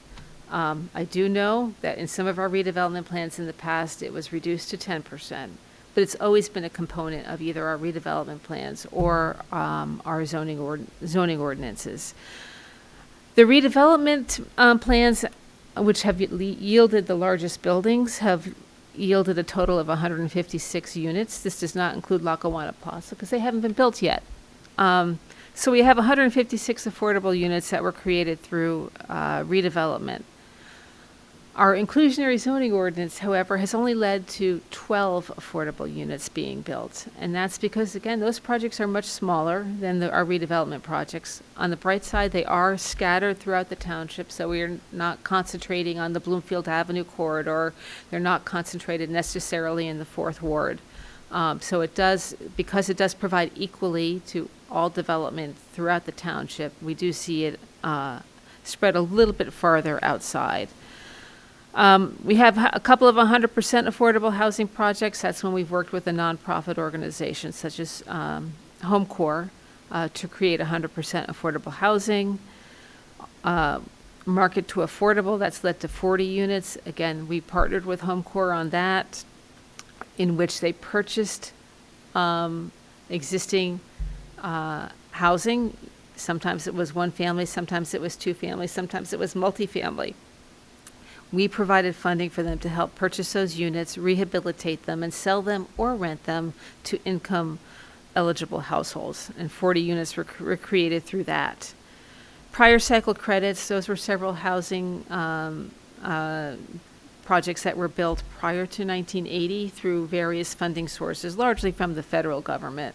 And that included Union Gardens and the Matthew Carter homes. We have 4 senior housing projects in Montclair, with providing 294 units, affordable units for seniors. Alternative living arrangements, those are 40 units, and those include, that's basically supportive housing, which was designed to meet the specific needs of specific communities. Extension of affordability controls, we acquired or added 43 units, and those were units whose affordability controls have expired. And we either provided funding or worked with the owners to renew those affordability controls so that those units can continue to be affordable for at least 30 years. And so we have 43 units whose affordability controls have been extended. So we have a total of 775 affordable units in the town right now. Granted, over time, some of those affordability controls have expired, so we've lost some units that were in our previous plan. Despite trying to work with the property owners to extend the affordability controls, they chose to go to, some of the property owners chose to convert to market rate units. Did you have a question? Yeah, the alternative living arrangements, that would be like group homes and that sort of thing? It'd be group homes, basically it's group homes. Now, in talking about what the state considers substandard housing, part of that is facilities that don't have their own kitchens, right? That would be rooming houses. But would an alternative living arrangement that possibly doesn't have its own kitchen for a housing unit, would that like go into our substandard housing category again? Like, is it a bit cyclical or circular? No, if it's supportive housing, that doesn't go. That's set to the side. That's okay, different. I just wanted to. That's different. Yeah. When and I'll get into how the deficient housing units are calculated when I get to that section. Perfect. Okay. So when doing a housing plan, you're required to identify land that is most appropriate for affordable housing. Well, we're fully built out. So most of our new development will be through redevelopment, either officially sanctioned by the township or private redevelopment where a property owner changes the use or adapts the use of an existing building through an adaptive reuse project, as we've seen occur throughout the township. So one of the things we did is we identified underutilized properties in commercial districts. Those are areas which, if they're developed or redeveloped, either privately or with the township as a partner, can create more affordable housing. I identified Lackawanna Plaza because clearly that's the big project that we've planned for, and we expect to see a developer creating a site plan and building. And our plan calls for 60 affordable units there, 30 workforce units, which is units that are affordable to households that make between 80 and 120% of area median income. The Montclair Center Gateway Phase 2 redevelopment plan, I identified that. We worked on a redevelopment plan about 10 years ago. It was not adopted, but it is possible that that property is redeveloped. It's already been designated as an area in need of redevelopment. And other suggestions that the board might want to consider, and the township, make sure I hit the right button here. We have certain properties over on Walnut Street that are underutilized. The DeCamp bus depot, they no longer operate a charter bus service, and the charter bus service is actually being sold. So that's clearly a property that's available for adaptive reuse. There's also the Northwest Essex Development Center, which is my understanding that they are considering leaving. That's another opportunity in the same area that's may be available for adaptive reuse. The Acme Shopping Center, we've talked about that before. It's a one-story building. Again, that may be possible for adaptive reuse. You keep the grocery store on the first floor and you can build some residential above it. So we do have areas where in our commercial zones where additional development may be possible.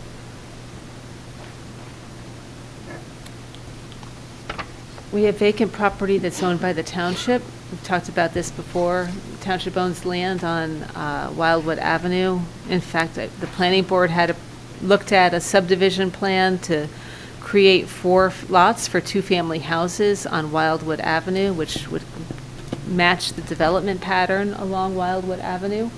So that's a possibility. And we still have the property on New Street, which was in our previous housing plan. It's still vacant, it's still available. So it's still possible to use that lot, or it's actually 2 lots, for affordable housing. And in that case, it's a 2-family zone, and you could put 2 2-family houses there. As we've discussed before, there are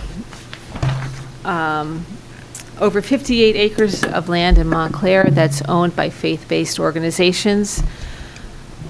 Congregation sizes have been reducing over the years, and a lot of the faith-based organizations have excess land and excess facilities. Again, it's possible to work with the faith-based organizations to help them or encourage them to adapt their excess facilities or lands for affordable housing. The benefit is many of these are already in residential zone districts, so putting a residential use on those properties is similar, is complementary to the uses that are there right now. Examples of this we've seen over the past years are the conversion of the Church of Christ Scientist on Hillside Avenue. In that instance, the church was converted to office uses. It was a missed opportunity in which there could have been an affordable housing component or consideration for that conversion. Another example of development on property owned by faith-based organizations is the First Congregational Church on South Fullerton, where they subdivided off 2 lots of excess land that they had that were built for market rate housing. So again, that was a missed opportunity. We could have put in an affordable housing or considered an affordable housing development at that location. An example, current opportunities include Our Lady of Mount Carmel Church, which has the former convent on Pine Street, which is vacant. That might be suitable for adaptive reuse for affordable housing. And as I'm sure all of you know, the Immaculate Conception High School, which will be closing and no longer used as a high school and will be available for other uses, might be an appropriate location for affordable housing. Janice, is the township approaching these different community groups, or? Mm-hmm. Yep, okay. We're having conversations. Okay. So, I mean, we don't want anybody to be surprised. That's what I'm worried about is, we do some of this planning and say it ends up in the housing element, and all of a sudden somebody comes up and says, hey, what are you doing with our property? Right. I mean, I'm not suggesting, but we'll get to the housing plan. Okay. All right, because we'll get to I have to identify one of the requirements in the putting together a housing plan, because it does get submitted by the state, is we have to identify appropriate locations or locations that may be suitable for affordable housing. That's all this is. Okay. Okay? But just to understand, so you said it was a missed opportunity for the town not to have used the Yeah. space behind the church, but we're not going to be in the process of building affordable housing. No, So no, we're we- just, if your private developer wanted to come to you and talk about affordable housing, that's one thing, but we're not pushing for development of affordable housing by us, There's right? ways. So, Well, let me get to that Yeah. point, because there's ways you can encourage it, okay? If you want to see affordable housing as opposed to market rate housing, there's ways that you can Like what? encourage it. Zoning, zoning, what? by making it a permitted use, simply by making it a permitted use. Right Making now, what a with- permitted use? Well, let me get to where, Yeah, okay. Let me get through my presentation Yeah. where I have the specific recommendations for that, because you're a little bit ahead of me. And right now, again, I'm just focusing on the requirement that we identify locations, potential locations for affordable housing. We have non-conforming properties in residential zones. And I'm not saying that we rezone these properties for affordable housing. What I'm saying is when these owners are in a position where their use is no longer, is obsolete, and they need to change their use, that affordable housing be part of the conversation. And maybe it's through the inclusionary zoning ordinance, as simple as that, okay? But it's got, again, we're just identifying places where this can happen. So we have 19 acres of land in our residential zone districts with non-conforming uses. Examples include the office building on a 1-acre lot on Belden Place, that's in an R2 zone. Applegate Farm, which is a 2.35 acre property on Grove Street. Not saying that anybody wants Applegate Farm to go away, but it's a non-conforming use. It's a pretty large property in a residential zone. And if it's ever converted to another use, it could be used in part or in whole for affordable housing. The Sawtell Learning Center is a 4.8 acre property on South Mountain Avenue. Again, if they decide to close down, that's another property of a significant size in a residential zone district where affordable housing could be provided. And the final one is, I tried to find it in 4 different corners of the town, Martin's Funeral Home, which is a 5-acre lot on Elm Street in an R2 zone. Just examples, these are commercial uses in residential zone districts. Housing stock projection, again, another requirement for a housing plan. I looked at the number of, the average annual residential construction over the past 10 years, just to get a trend analysis. We've added 92 1- and 2-family dwelling units and 685 multifamily dwelling units over the past 10 years, 2013 to 2023. That's an average of 71 units per year. I don't think we're going to maintain that.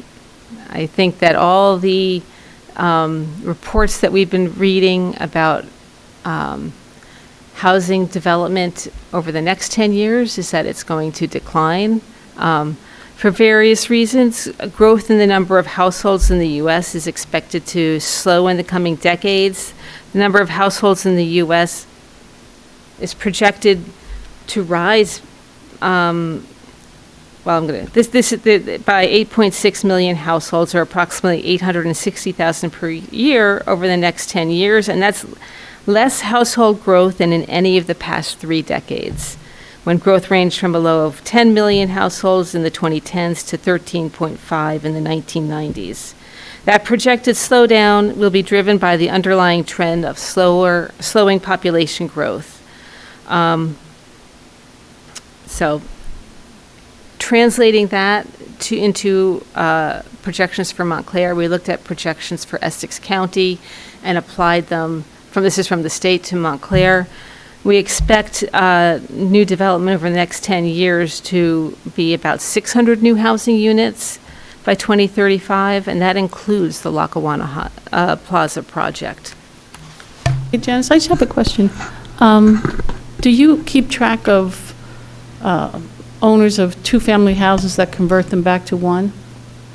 I do not have that Yeah, information, okay. because they wouldn't need a permit from my department.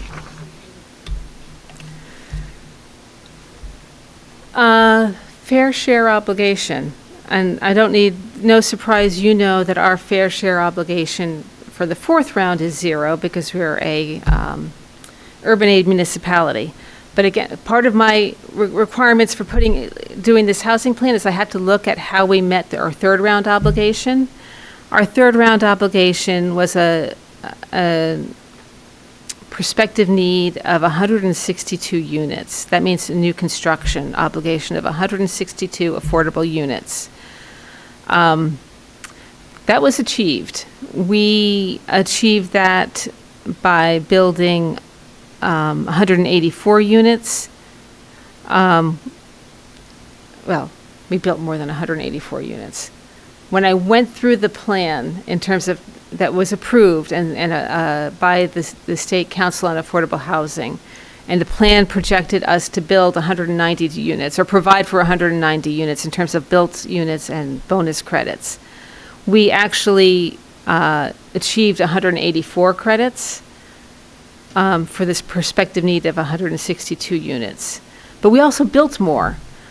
So in the end, we have more housing. We have 153 units of excess credits that could be applied to the fourth round.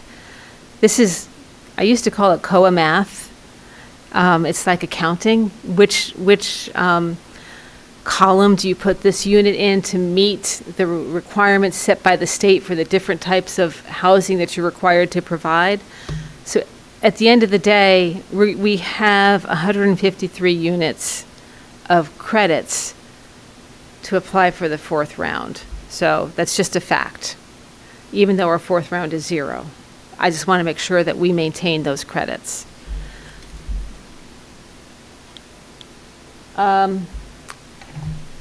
So when we talk about housing plans in New Jersey, there's a housing obligation. And our obligation is 0 because we're an urban aid municipality. But that doesn't necessarily mean that there's no housing need. And I don't want to get lost in the numbers here. Because we don't have to come up with a number. I think we just have to recognize in this plan that even though our obligation is 0, there is and always will be a need for affordable housing. And the question is, what does the planning board and the council want to do, think that we can do, that's in the best interest of the town? But to give it perspective, and I know you've heard me talk before about our waiting list. We've got a waiting list for affordable housing. We have 20,000 names on the list, but we do prioritize for township residents. And we have about 1,000 names on the waiting list that are township residents or employees. The Montclair Housing Commission did work with Rutgers University's Blaustein School to do a housing assessment for Montclair. And that housing assessment came up with a need of 1,259 units.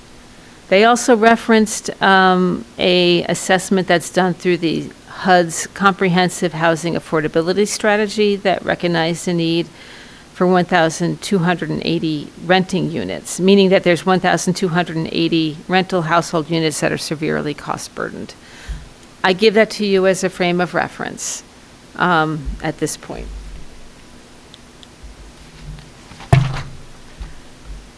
So in addition to the numbers, there's actually specific needs, housing needs, that we foresee.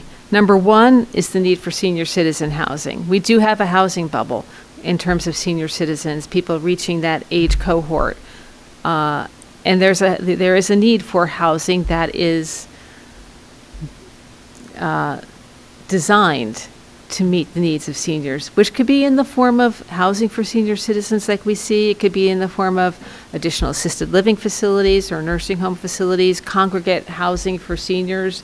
There's a lot of different forms for senior citizen housing, but there's a need for it. And as most seniors have income restrictions or limited income, particularly as they get older, and need the affordability of those units is an important consideration.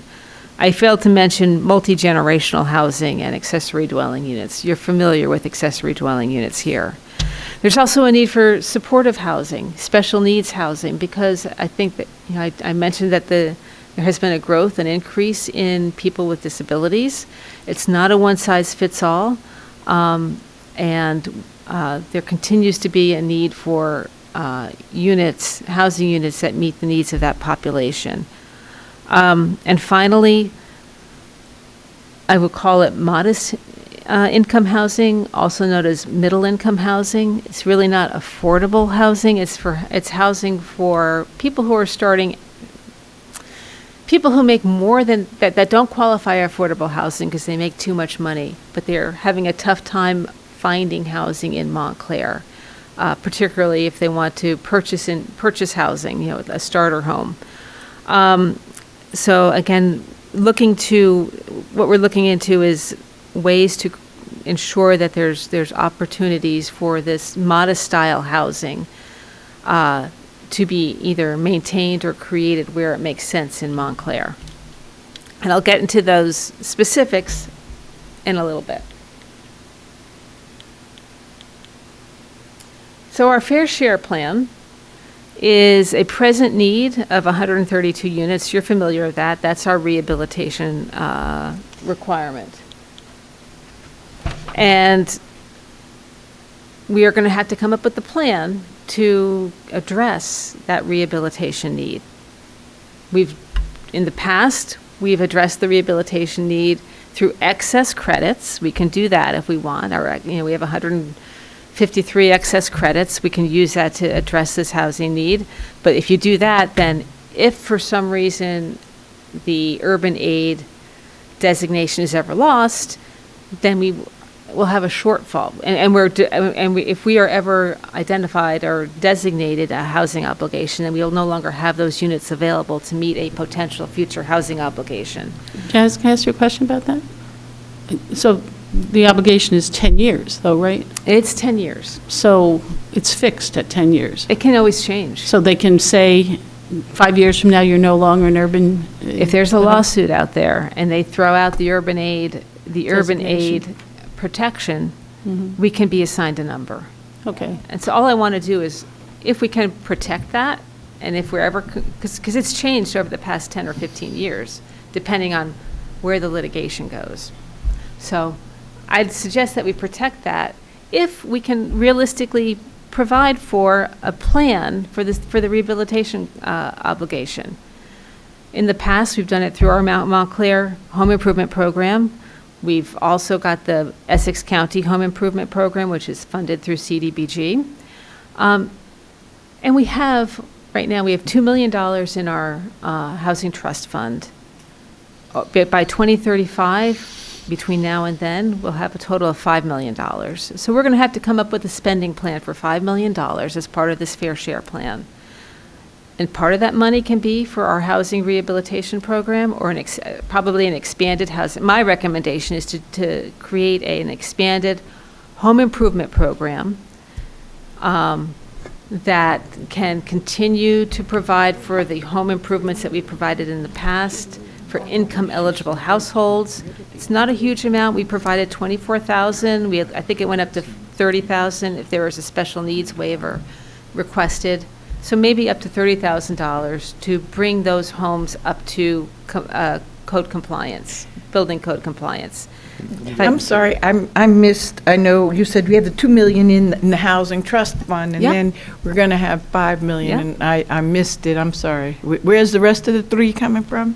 The development fees. We Okay, continue so to collect. that's what we're anticipating, or that's what we're going to collect and we know when? Okay, in our fair share plan includes a spending plan, and we have to anticipate income, revenue, between 2025 and 2035. So you might have missed this on Thursday night. I said by 2035, we will have a total of $5 million. We don't have it. We have $2 million now. Between now and then, we anticipate to collect another $3 million. So the total plan, the spending plan, is for expending $5 million.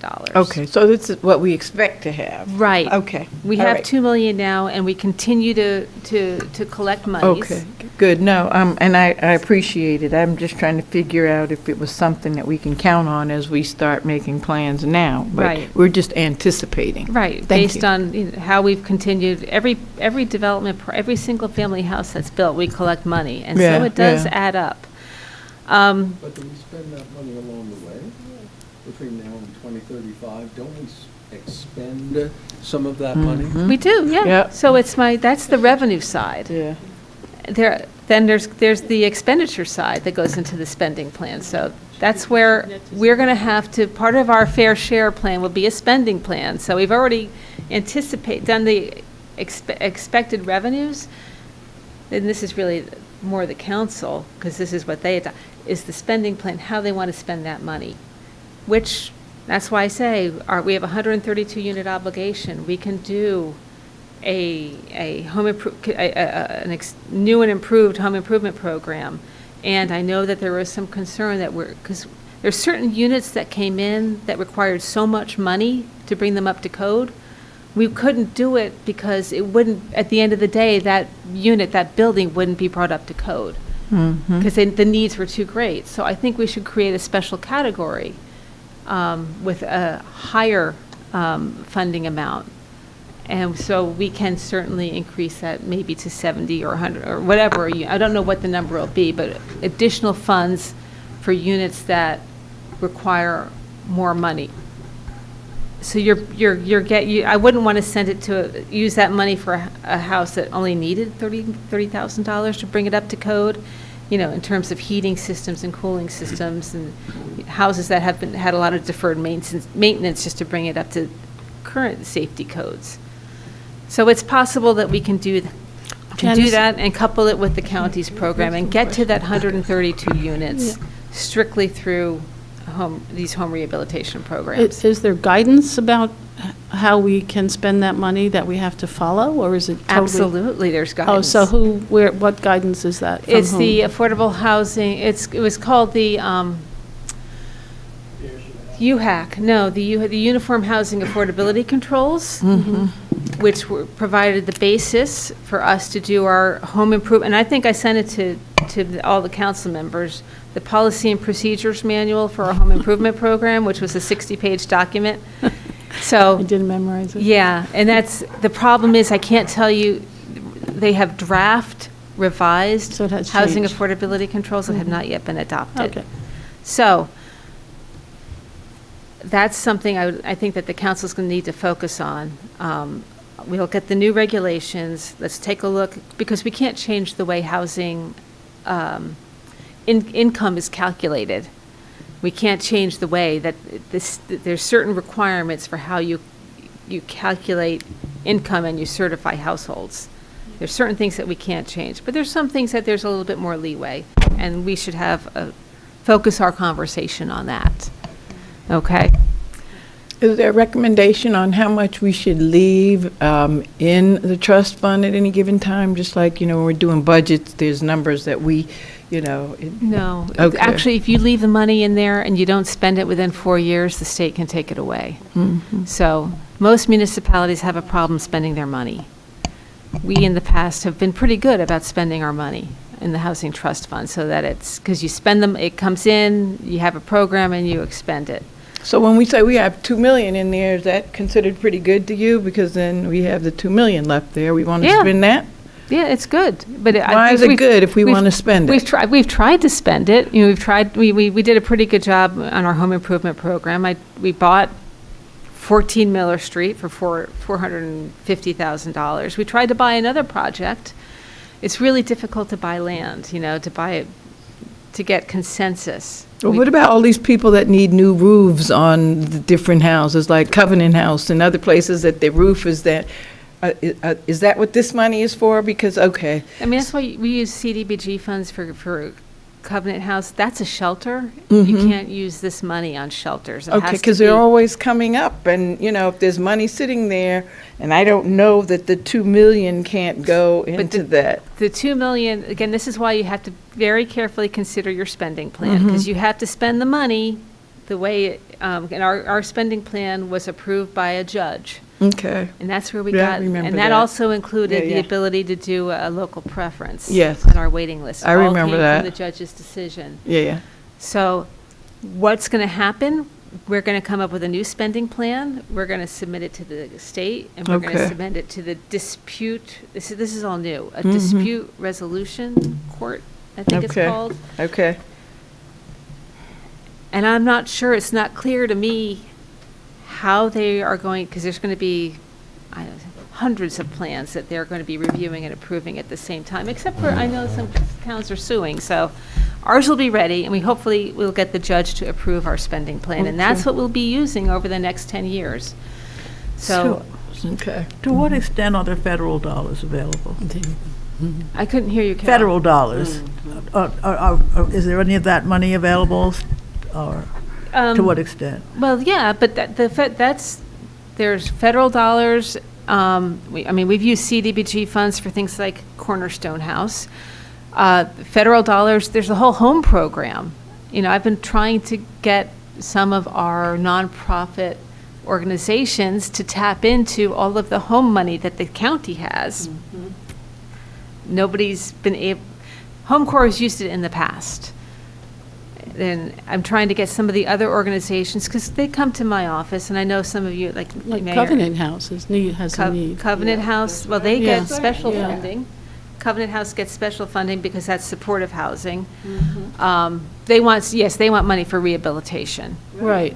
So And there's can the you in your veterans, the spending- veterans that are looking for money because they're Right. creating supportive housing Yeah. for the veterans. But when you do your spending plan, I know you you have past guidance, but you're saying that they're redrafting something new now. Can you, but, but, I think what you can do, that's when, I don't know exactly what's going to be in, well, that's what I'm saying. Can you, in your plan that needs to be approved, can you put in that you really do want some of this money to be spent on supportive oh, housing? yeah, absolutely, you Oh, can do but- that. Oh, okay. So the possibility exists. Yeah, but- we can spend it, yes, that's why I said, we can dictate how we want the money to spend. If you want to have some of it set aside for supportive housing, Yeah. we can do that. If you want to have some of it set aside for senior we can do that. Oh, I And that misunderstood way- you then. I thought you said that that could not be used for No, covenant what you housing. can't do is, you can't be inconsistent with the uniform housing or affordability controls. But you can allocate funds for certain types of development. And in the past, what we've done is we've had it for money set aside for market to affordable. Really, that provided funds. We did give it to Home Corps, but if anybody came in and they wanted to purchase a property at market rate and convert it to affordable housing, we provided funding to that, and they layered that with other funding sources. So we weren't the sole source of funding, but we contributed it. So I think at the end of the day, with this spending plan, we will contribute. If we want to provide more supportive housing, they're looking for funds, we can contribute and set aside part of the funds in that spending plan for supportive housing. And I'll get to that a little bit later in the presentation. I think I've kind of moved off a little bit from my presentation here. No, you're doing great. So prospectively, we are still going to have, so this is our rehabilitation component. That's really our housing plan, because that's what legally we have to provide for 132 units to be rehabilitated, and I think we can do it. I'm going the wrong way again. In addition, although we have no prospective need obligation, I think it's good policy to continue to provide affordable housing, because remember, each of these units, when they're created, they have a time limit. You create a unit, it's deed restricted for 30 years or 40 years, depending upon how the unit was created, and then it falls off, and some of them may be lost. So there's always going to be a need to continue to provide for our supply of affordable housing. Yeah. I know we don't have a prospective need, but the formula the state used is relatively transparent, I believe, because other towns have been able to calculate their disagreed prospective needs. Are we able to figure out what ours would be if that urban aid exemption went away, to like be aware of that number? No, I haven't done that because you look at the charts and everything is zero. So at this point, if you want us to try and take a look at it, we can, but all the numbers in the charts, everything is zero for us. And I don't know if that would be a good use of our time to come up with a number that isn't real. Okay. So Janice, how many urban aid districts are there? Maybe 50 There are 50. throughout the state, yeah. So if they do away with urban aid district, it would probably impact 50 Yeah. towns. So it's hardly something that they're going to do without expecting all kinds of, you keep throwing it out there as it's a kind of a scare thing. Because Oh, my there's God. litigation. Yeah. There's Yeah, I get litigation it. involved, Madison that it's not started- fair, because some of the urban aid districts include the municipalities with the greatest amount of development. The cities, are all urban aid. And so there's considerations, why are they exempt? Shouldn't there be a recognition that these municipalities, these cities are providing affordable housing? And wouldn't that reduce the number for everybody else? So I think that's part of the argument. But I don't want to get lost in these numbers. I want to come up with a policy. We're not trying to achieve a number. I think we're trying to achieve a program that works for the municipality. But you gave a number, like 30 years, I'm sorry, for 30 years, right? Now, what determines that the affordabilities would be for 30 years? Is that state determined, or is that something we negotiate? So we could negotiate in perpetuity. Why is it the 30 years that we're going for? Well, the state, that's the deed restricted affordability control that you're talking about. The state. And we can't change that. Well, the state has minimum deed restrictions, the minimum term. You can provide it longer. We've done one project, Talbot Village, Right. has a term That's of right. 99 years. Right. The reality is, after 30 years, these units, they need new investment, right? They get tired. And if they're 100% affordable, where's the money going to come to reinvest in them? Like the home court. So that's why we, through our extension of affordability controls, we provide funds to reinvest in those units and bring them up to code, improve them so that, that will offset the cost of putting in new deed restrictions on them, new affordability controls. In the past, I think it was $10,000 or $15,000, and they had used that money, they had to use it to fix up their unit, and then we put on another 30-year affordability control in exchange for giving them the funds to fix up those units. That's how our existing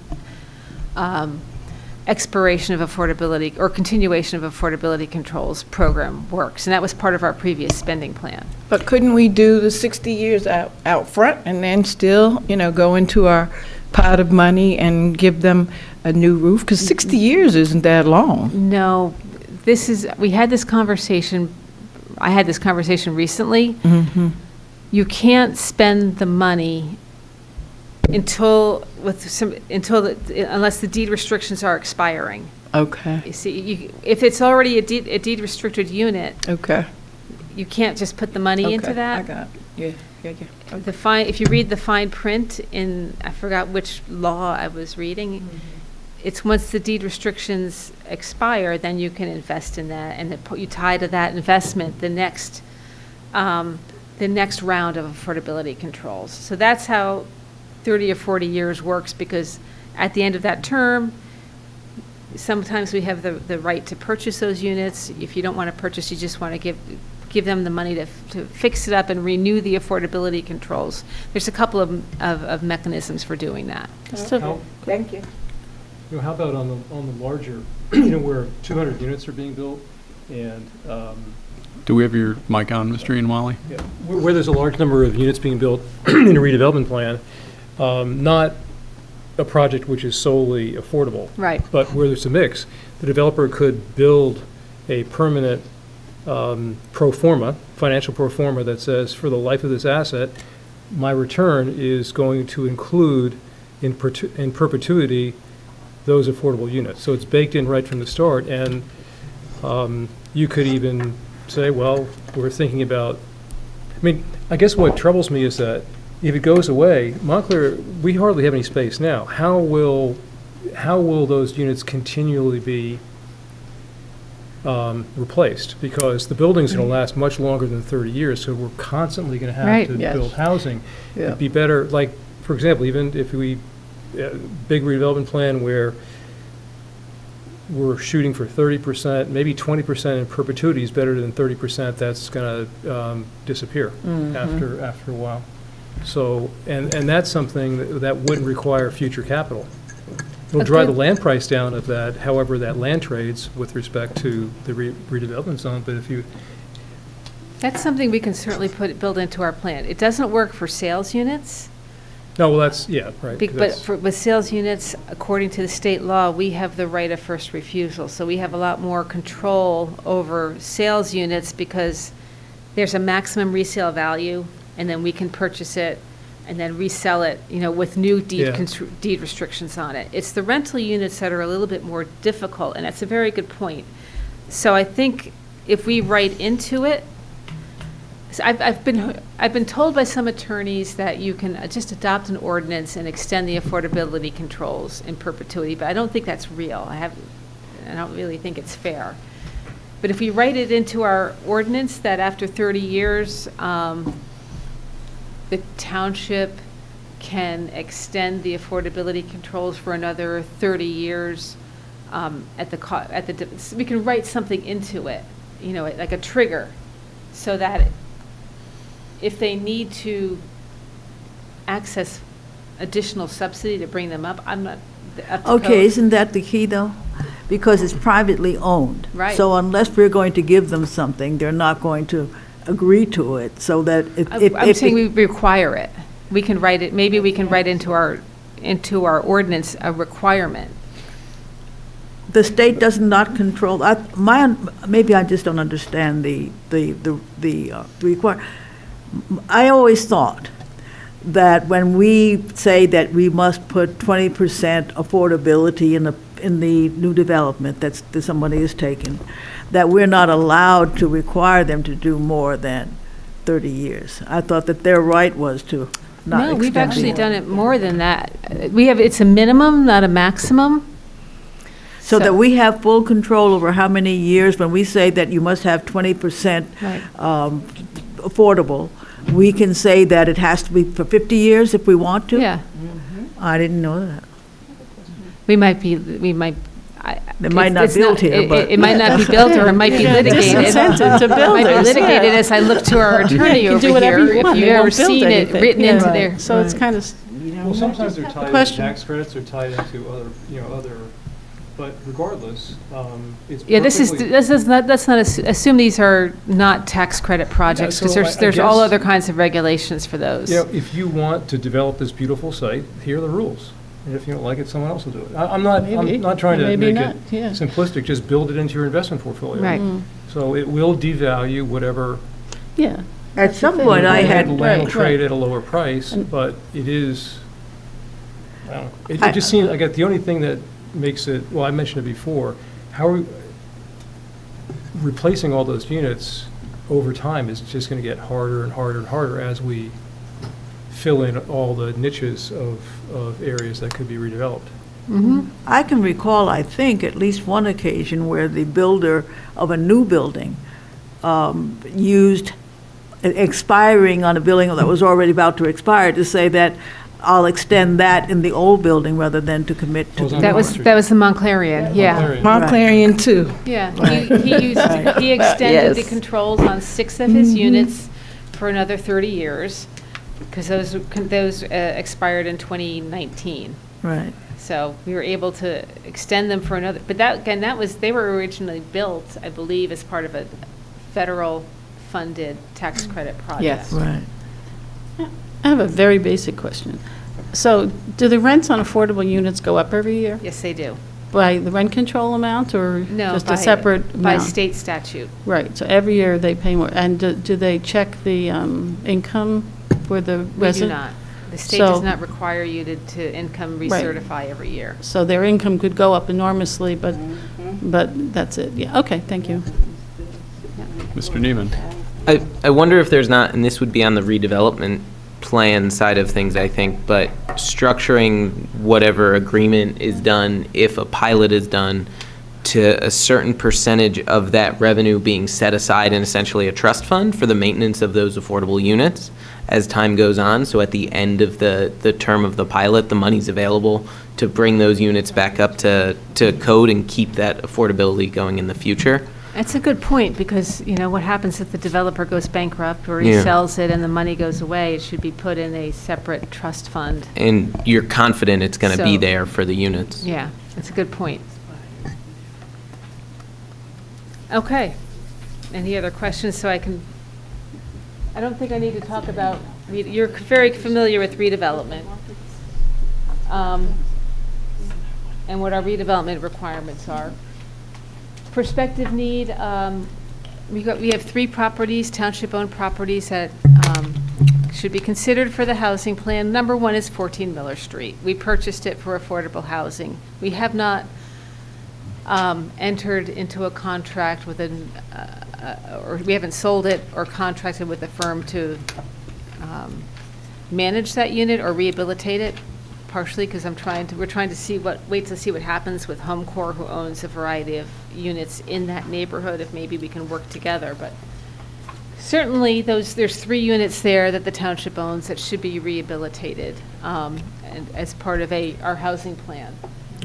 On Wildwood Avenue, again, we have the property on Wildwood Avenue where we can provide 4 two-family homes. We've done the subdivision in the past. It would fit within the neighborhood, and certainly we can build 4 two-family homes there. We wouldn't build it. We would sell it to a developer, or a nonprofit organization to do that. And the final piece is 5254 New Street, which you're all familiar with. One of the things, here we go into what we can change, because I think we've been pretty successful, not 100% successful. We've been pretty successful in integrating affordable housing across the board here in Montclair. My suggestion is to change the IZO so that right now it's a 20% set aside. There has been a recommendation that we increase that to 30% in terms of 20%. I'm concerned that 30% will will not be sustainable for developers to provide. They've made the 20% work. However, any application that comes in for a use variance, I think we can increase the set aside from 20% to 25%. Because if they're coming into the Board of Adjustment for a use variance, they're usually part of the argument is that the use provides a benefit to the neighborhood. It provides a public benefit, that they're a rationale, and particularly if it's housing. So rather than applying the 20% set aside, which applies to everybody, increase it to 25%. So there's a little bit of a higher lift for somebody coming in for a use variance, which may be a density variance. Usually if it's residential, it'd be a density variance. Or 50 years, right? That's another thing. We can actually take a look at the term of the affordability restrictions. I know you had mentioned the inclusionary zoning ordinance is only for construction that would lead to a density of greater than 8 units an acre. Yeah. Was there a particular background as to why that was selected? And I think it would be reasonable to consider perhaps removing that density requirement, because if anything, it encourages people to build at lower densities, which is going to make housing even less affordable. And so just making it a blanket, if you are building Yeah, that's X housing, you need to do it. I think the thought was, that was put in place before my time. Yeah. Perhaps the thought was, anything built at a density of less than 8 dwelling units per acre could not sustain an affordable unit. But I think what we've seen is that it can. Yes. So I think that's a very good point. And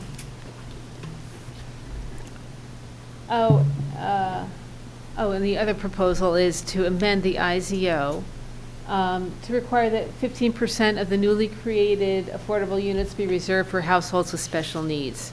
We've had a presentation from some of the supportive housing providers, and one of their models is to provide supportive housing units within mixed-use buildings, within buildings that have market rate housing and have affordable housing, and all they need is 1 unit here and 1 unit there. It doesn't have to be in one location like you see with the supportive housing units that we have. It doesn't have to be clustered together. So just add another requirement that, for units of a certain size, and I don't know what the math would be, but that 15% it creates when 15% of the affordable units creates at least 1 unit, then at least 1 or more units would have to be set aside for supportive housing. And that'd be another mechanism to provide supportive housing in Montclair.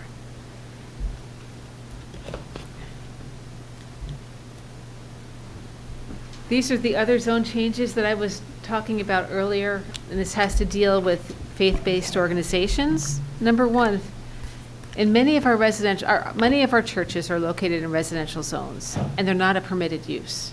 So anything they do requires them to get a use variance.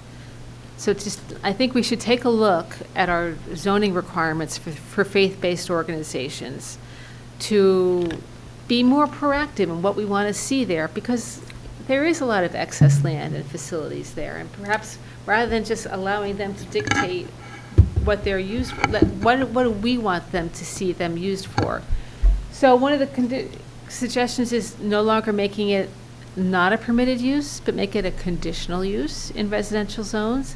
We can certainly come up with conditions under which their facilities could be converted to residential use, be it multifamily use or 2-family homes or residential homes or whatever, but to be proactive and to establish the requirements under which they can convert their buildings or land to residential.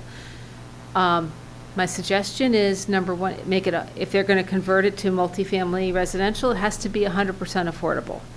So in that instance, if it's being converted to supportive housing or if it's being converted to senior housing, you're getting 100% affordable and not market rate uses in there for that change in use. To permit development of unused land for 100% affordable multifamily housing. And maybe the multifamily housing would be, well, you can use it for 2-family structures as long as it's 100% affordable if it's unused land. Mm-hmm. Now, it's not giving them the ability to do anything. It's dictating that if you're going to convert it to something that's a little bit different, it has to be 100% affordable. So it's more of an obligation. It's not going to be easy for them to do this. We're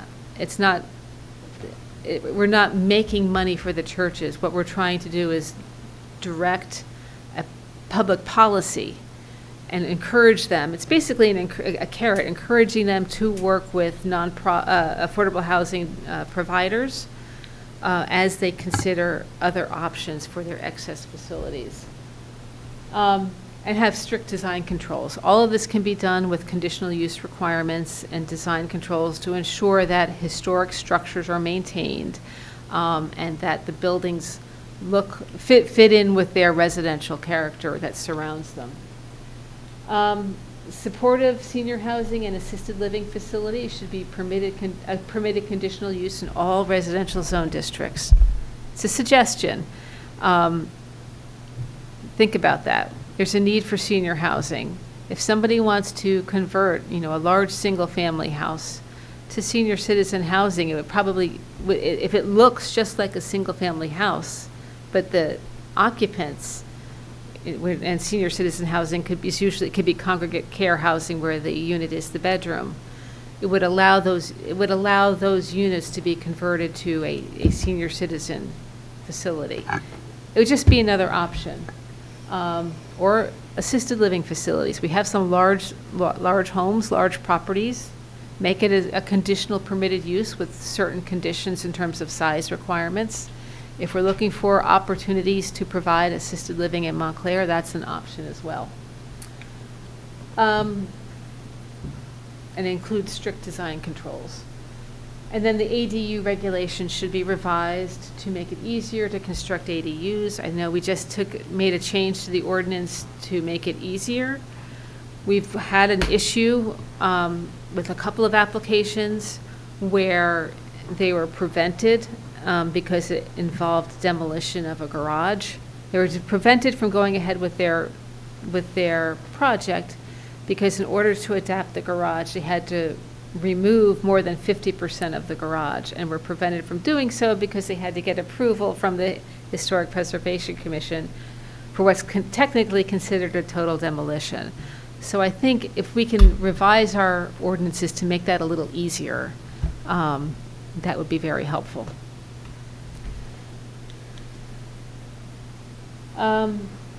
So funding programs. Again, this goes back to the spending plan. We currently have a market to affordable program. The market to affordable program, let me get to the right page here. In my notes. The market to affordable program in the past has provided funding to Home Corps to purchase and renovate 16 units at an average cost of $25,000 a unit, and to construct 6 new units at Talbot Street. We provided a cost of funding in the amount of $37,500 per unit. So we're not the sole source of funding, but we provide matching funds for this market to affordable program, and it had a lot of flexibility. So some of the suggestions are to create a new funding program for 100% affordable housing. Again, if somebody wanted to come in with a house of worship and provide 100% affordable housing, be it senior housing, be it supportive housing, perhaps they can tap into that along with their other funding sources. Again, it would not be a sole source. Similar, provide a new funding program for supportive and special needs housing. The last one here, which is to create a new funding program for affordable ADUs. I put that in there because the state has said they're going to create a pilot program wherein they provide funding for accessory dwelling units to be built as affordable. And in order to do that, they would provide funding for the actual construction of those units. So if the state does have a program for that, it would be good to tap into it. We could also use, if we wanted to use some of our housing trust fund monies to set it aside for that, we could also consider that as well. Janice, what is the state maximum funding for an ADU? To construction costs? I haven't seen the details. It was in the budget. It was in the budget address last year, but the program was never developed. Oh, okay. So I'm just keeping the option and monitoring the state to see when and if they do create that program. I have a question about the church-owned land. Yeah. Church-owned, take an example where the church owns 100% of the land that's in question, and they would like to build on that land. Let's say it's a two-family neighborhood, and they would like to use part of that vacant land that they may have a lot to build a couple of two-family homes on it. When they've done that, they would be eligible to, as a church, to get money from Montclair or and to develop that land and put the two-family homes there. Because when those homes, they would never pay taxes, right? The church would never, ever pay taxes. I'll let our resident tax assessor explain that. So, Okay, because, yeah. tax exemptions are based on use, not necessarily ownership. And so if the church, say, were to build the two-family homes and rent them out, they may still own the properties, but because they're being rented out for housing, rather than used for church purposes like a parsonage, they would still be taxed. Now, if they were affordable housing, right, the value of those properties would be different, and so they would pay perhaps a lesser tax amount than if it was a market rate house. But it would be taxed as though, in its use, not just based on the ownership by a Okay. church. Very good, thank you. Can I have a tag-on question to that? So if you were looking at Lackawanna Plaza, 300 units, whatever number affordable, can you give an estimate as a tax professional of what it would cost if there were no affordable housing and they were all market rate versus the plan to do a certain amount of affordable housing there?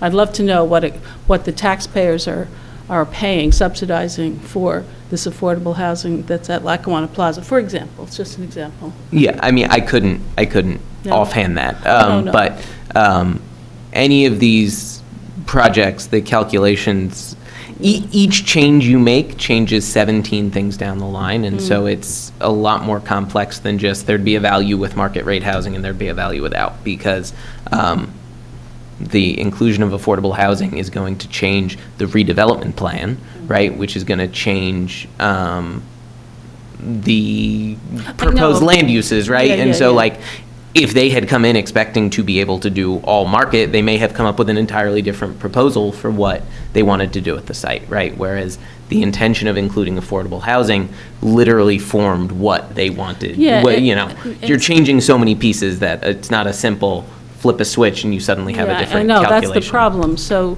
we have to decide in a redevelopment plan if we agree with whatever number of affordable housing units they want. I mean, I'm just hypothetical, this is all hypothetical. And yet, we don't know what the taxpayers are subsidizing, because, because it's complicated. And the taxpayers are certainly subsidizing when you build these big buildings, and they have a certain number of affordable housing, or they don't. There's a difference in the taxes that the developer pays. So I would like to know approximately what that number is as a taxpayer, So I get what you're saying, but it's difficult. So You that, multiply the pilot rate times the rent, because it isn't a pilot, it would come with a pilot, right? Not necessarily, that would be Oh. under negotiation as well. I don't know. I mean, this is all hypothetical, Be right? Yeah. proportional to the rent value times, you're just getting less rent out of it, so. Right, you're getting less. But I'm not sure if you call it a subsidy, it's just fewer taxes, I'm not sure. Fewer taxes, well, we could call that a subsidy, you could call it less income to the town. so that brings me to the last component of my presentation, which is the missing middle, modest income housing. One of the things that we've been talking about is naturally occurring affordable housing. We have pockets of naturally occurring affordable housing in Montclair. Unfortunately, they've been diminishing. The house that I bought, which probably back in 1994 was naturally occurring affordable housing. It was a very small cape. It was affordable. You could purchase it as a starter home. I don't know, because values have increased so much, we're really losing some of those smaller starter homes.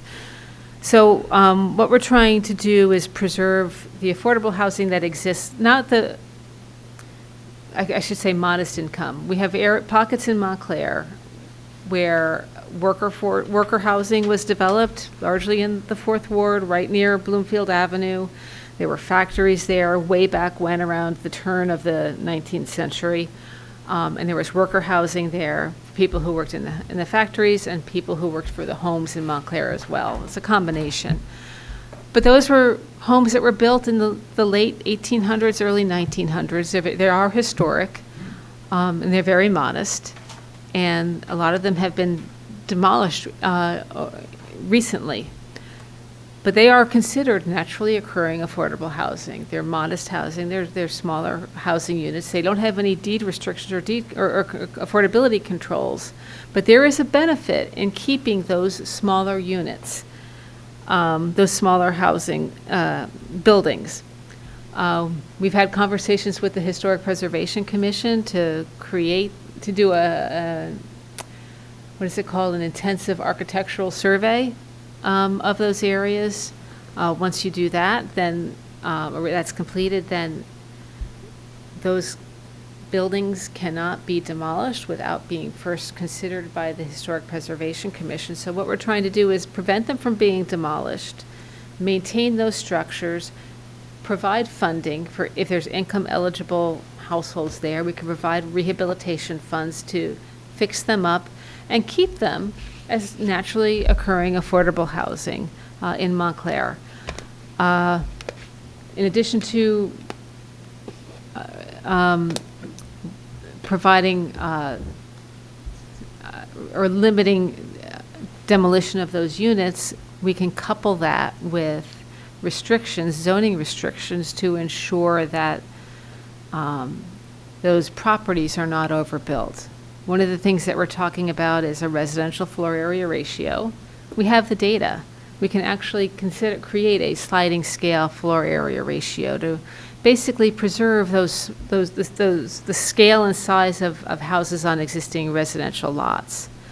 So while this may or may not be part of the housing plan, because we can either address this through the housing plan or address this more fully through a new master plan that we've been talking about, looking at options to address development or housing development in our residential zone districts, and to preserve the scale of homes and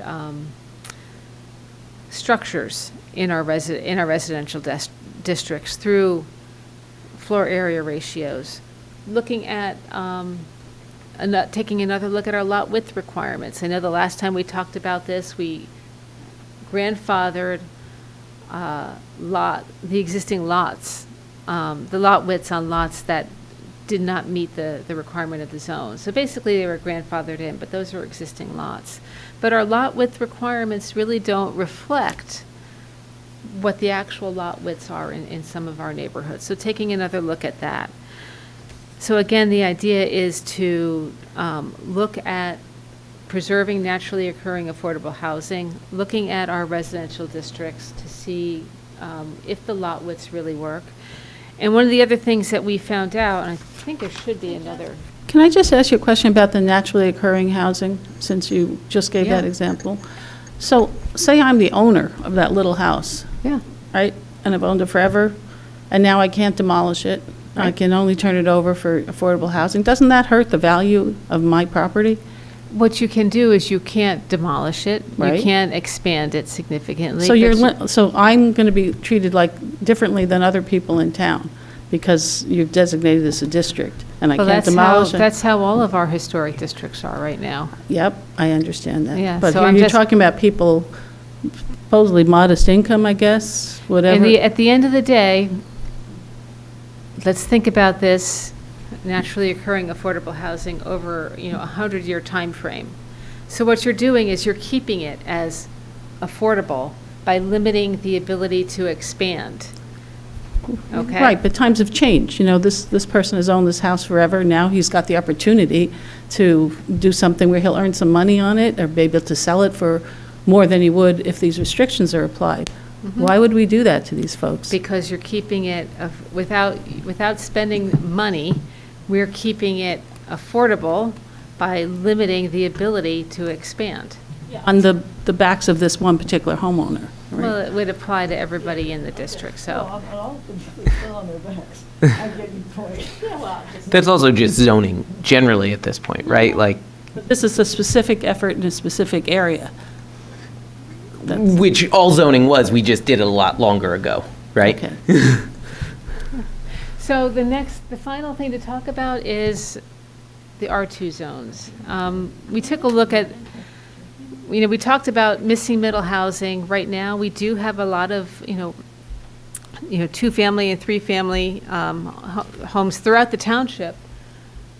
But we took a good look at what's within our R2 zone districts, and there's actually a variety of housing types in our R2 zone districts. We have 1-family, we have 2-family, we have 3-family zone buildings. Just one example is in this, I hit the wrong button. You can see in this land use map, the yellow areas are 2-family, the orange areas are 3-family, and if I recall, the red is multifamily. In our R2 zone districts. So I'd like to take a look. If we're looking at an opportunity, where can we allow 2 families to adapt to become 3 families? We already have that in a lot of our R2 zone districts where we have, it's characterized, and particularly in certain areas with a large number of 3-family and 4-family or more zones. So there it may be an opportunity, if we're trying to provide for this missing middle, modest income housing, to look at these R2 zone districts and come up with requirements under which a 2-family house could be converted into a 3-family house without making any significant changes to the appearance of those districts. That's something I would like to work with the master plan subcommittee on, to more fully flesh that out. And that's the end of my presentation. Which subcommittee will be addressing the RO zones and the possibility of being able to make those larger parcels of land smaller so that we can put 2 more modest R1 or R2 housing? Because I'd like to join that subcommittee. Okay, well, I think right now we have the master plan subcommittee. That's the committee that's doing that? Mm-hmm. Oh, okay. Do you guys have enough people? Well, we have 3. Okay, all right. And we can, Well, then you can just share it with me, but I just, I'd like to be in touch and keep up with those conversations because, as you know, I've been trying to have those conversations for about 15 years, and I just want to make sure they don't lag behind or get lost in the shuffle behind the R2 to R3, because in my mind, when you're doing the R2 to R3, you're just adding more density to already very dense neighborhoods, and I'd like for us to start considering adding more density to the not-so-dense neighborhoods. okay. We can certainly do that. Any questions? How do you feel about, I guess maybe I'll let you, Keith, figure out the next step. Is this something we should? I was going to ask you, what's the next step We here? I mean, there was a lot that we threw out today about, commercial, there's a lot of opportunities here for affordable housing. Yeah. I didn't hear any responses, oh, that's a great idea, that's a terrible idea. That's kind of what I need from. I think it's a great idea to increase the IZO Right. from 20% to 30%. You said 25%. I Right. think that's great. I think it would be a great idea to increase to 25% and extend extend it to 30, from the, 20 years or 30 years to 50 years. Okay, Yeah, I'd like 50-year controls on them. okay. I think the Acme site is a very interesting possibility because it's, to all your points about it being kind of an outmoded use, it's in an area with a lot of density, with access to a lot of amenities and transportation, and an area that's desperately needing more affordable housing. And so I think the focus on properties like that and the Belden Street properties similar. To the mayor's point, I think removing that density cap or limit or whatever it may be on the inclusionary zoning ordinance is something that I think should really be prioritized. And I think for like the modest income housing, as you've talked about it, I think that's where a lot of these zoning changes can have a real impact, because the cost of building housing itself literally is so expensive that at that low income housing, the affordable housing level, you can't change things enough to not require it to need some sort of subsidy, right? Like just the sticks and the bricks at this point cost so much. But at that modest income housing level, limiting parking requirements and taking away things like that, allowing for 2-family homes and otherwise 1-family zones, like that's where you can have a real impact through zoning that doesn't cost us as a township with anything, but can make a home accessible because, a single family home that's going to sell for $1 million, if they can break it into 2 $600,000 units in a 2-family house, right? That's still very expensive, but it's a heck of a lot more affordable than that $1 million home was. And so I think we as a board, through our master plan and the work we do around zoning, can have a real impact on that modest income housing, which I think is so important today. And so, yeah. On that, because the last thing I want to do is see our R1 zones go to R2. I mean, we've had increasing density over the years. And people come to Montclair to buy a house, whatever it is. But, my gut feel is that our town is R1, and those are single-family homes, and they should remain that way. The ADU was a little bit of an encroachment on that. It's just a gentle encroachment. That's about as far as, personally, I think we should go. And there's no rental, there's no income restrictions on those, right? The ADUs, there's no affordable component. No. It just requires that someone live in the house. So that's not necessarily, yeah, it's not necessarily providing affordable housing, but It it is wasn't increasing. intended to, it wasn't intended to be affordable Yeah, and units, it, yeah. because we just heard the sustainability thing, and they tell you don't cover the land so much, don't overbuild the land, and yet we're doing things from opposite sides of the, anyway, my hope is that R1 stays R1 forever. I guess I'm in line with Tony. I think that we have a beautiful town. We don't need to build anymore or overbuild it. The idea of putting the zoning on the RO to not what it is now, to me, is really out there. I think people move to Montclair because of the way it looks, because of the beautiful homes, because of the space. Once again, with respect to the water, why would we build on New Street? Why would we build in Wildwood? We're trying to manage our stormwater problems. We have a little bit of open land. Let's leave it that way. And I do believe there's a cost to the taxpayers when you have these affordable housing units built. We might not be able to identify it, but it certainly is there. What else? The one thing I did want to say, I'm the chair of the Economic Development Committee, and we're sending out a survey to as many residents as we possibly can to get the residents' point of view on affordable housing. You come to meetings like the one we had on Thursday, and you get all the affordable housing advocates are there. You don't get the opinion of the residents who live here and, who buy their houses thinking that they're going to be in this neighborhood that looks this way. And then all of a sudden we come and we change it. I don't think that's right. I'm more for like a open, market. These are private homes. We're imposing things on them, which really, just I don't think is right. Anyway, so we'll have the results of that survey, hopefully, and we'll tell you what the rest of the town thinks as well.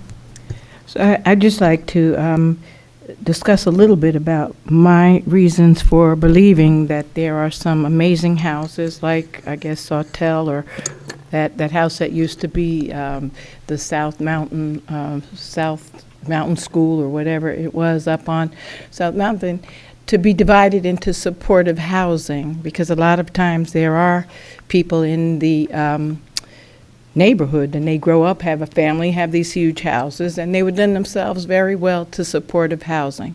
What we continue to do in Montclair is to go into the most dense neighborhoods and change the zoning so that we can add more and more. And we continue to perpetuate something that was based on racism.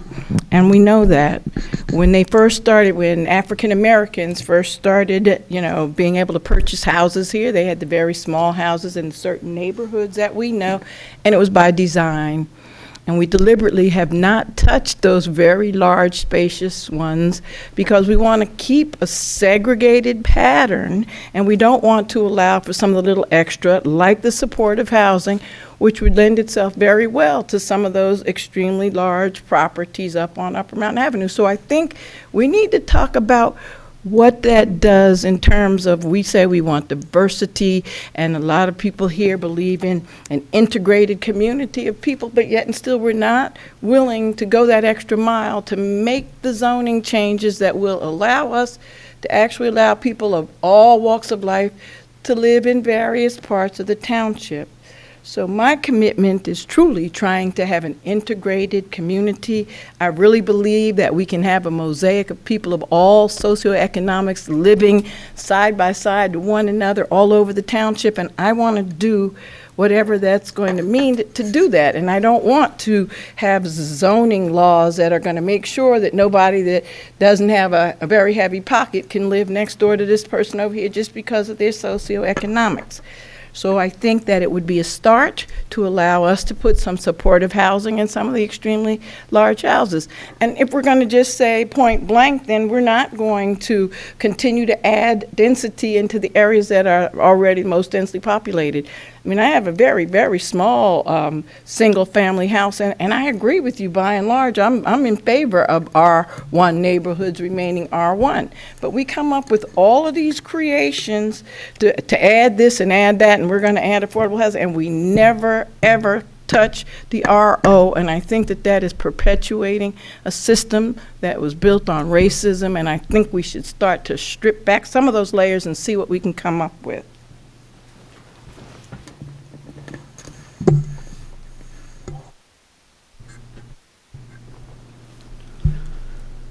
I'm not sure this is something the subcommittee is going to be able to handle on their own. I mean, I just listening to the commentary. I mean,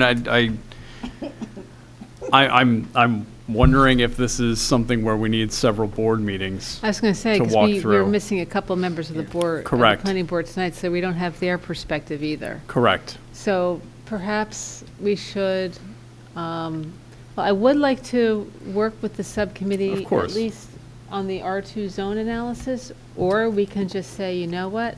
Let's postpone that for the master plan discussion, because we don't really need to do that as part of the housing plan. Yeah. We can do that as part of the land use plan. Okay. And I let's think that's- focus on the land use plan, because that's what we have the June 30th deadline for.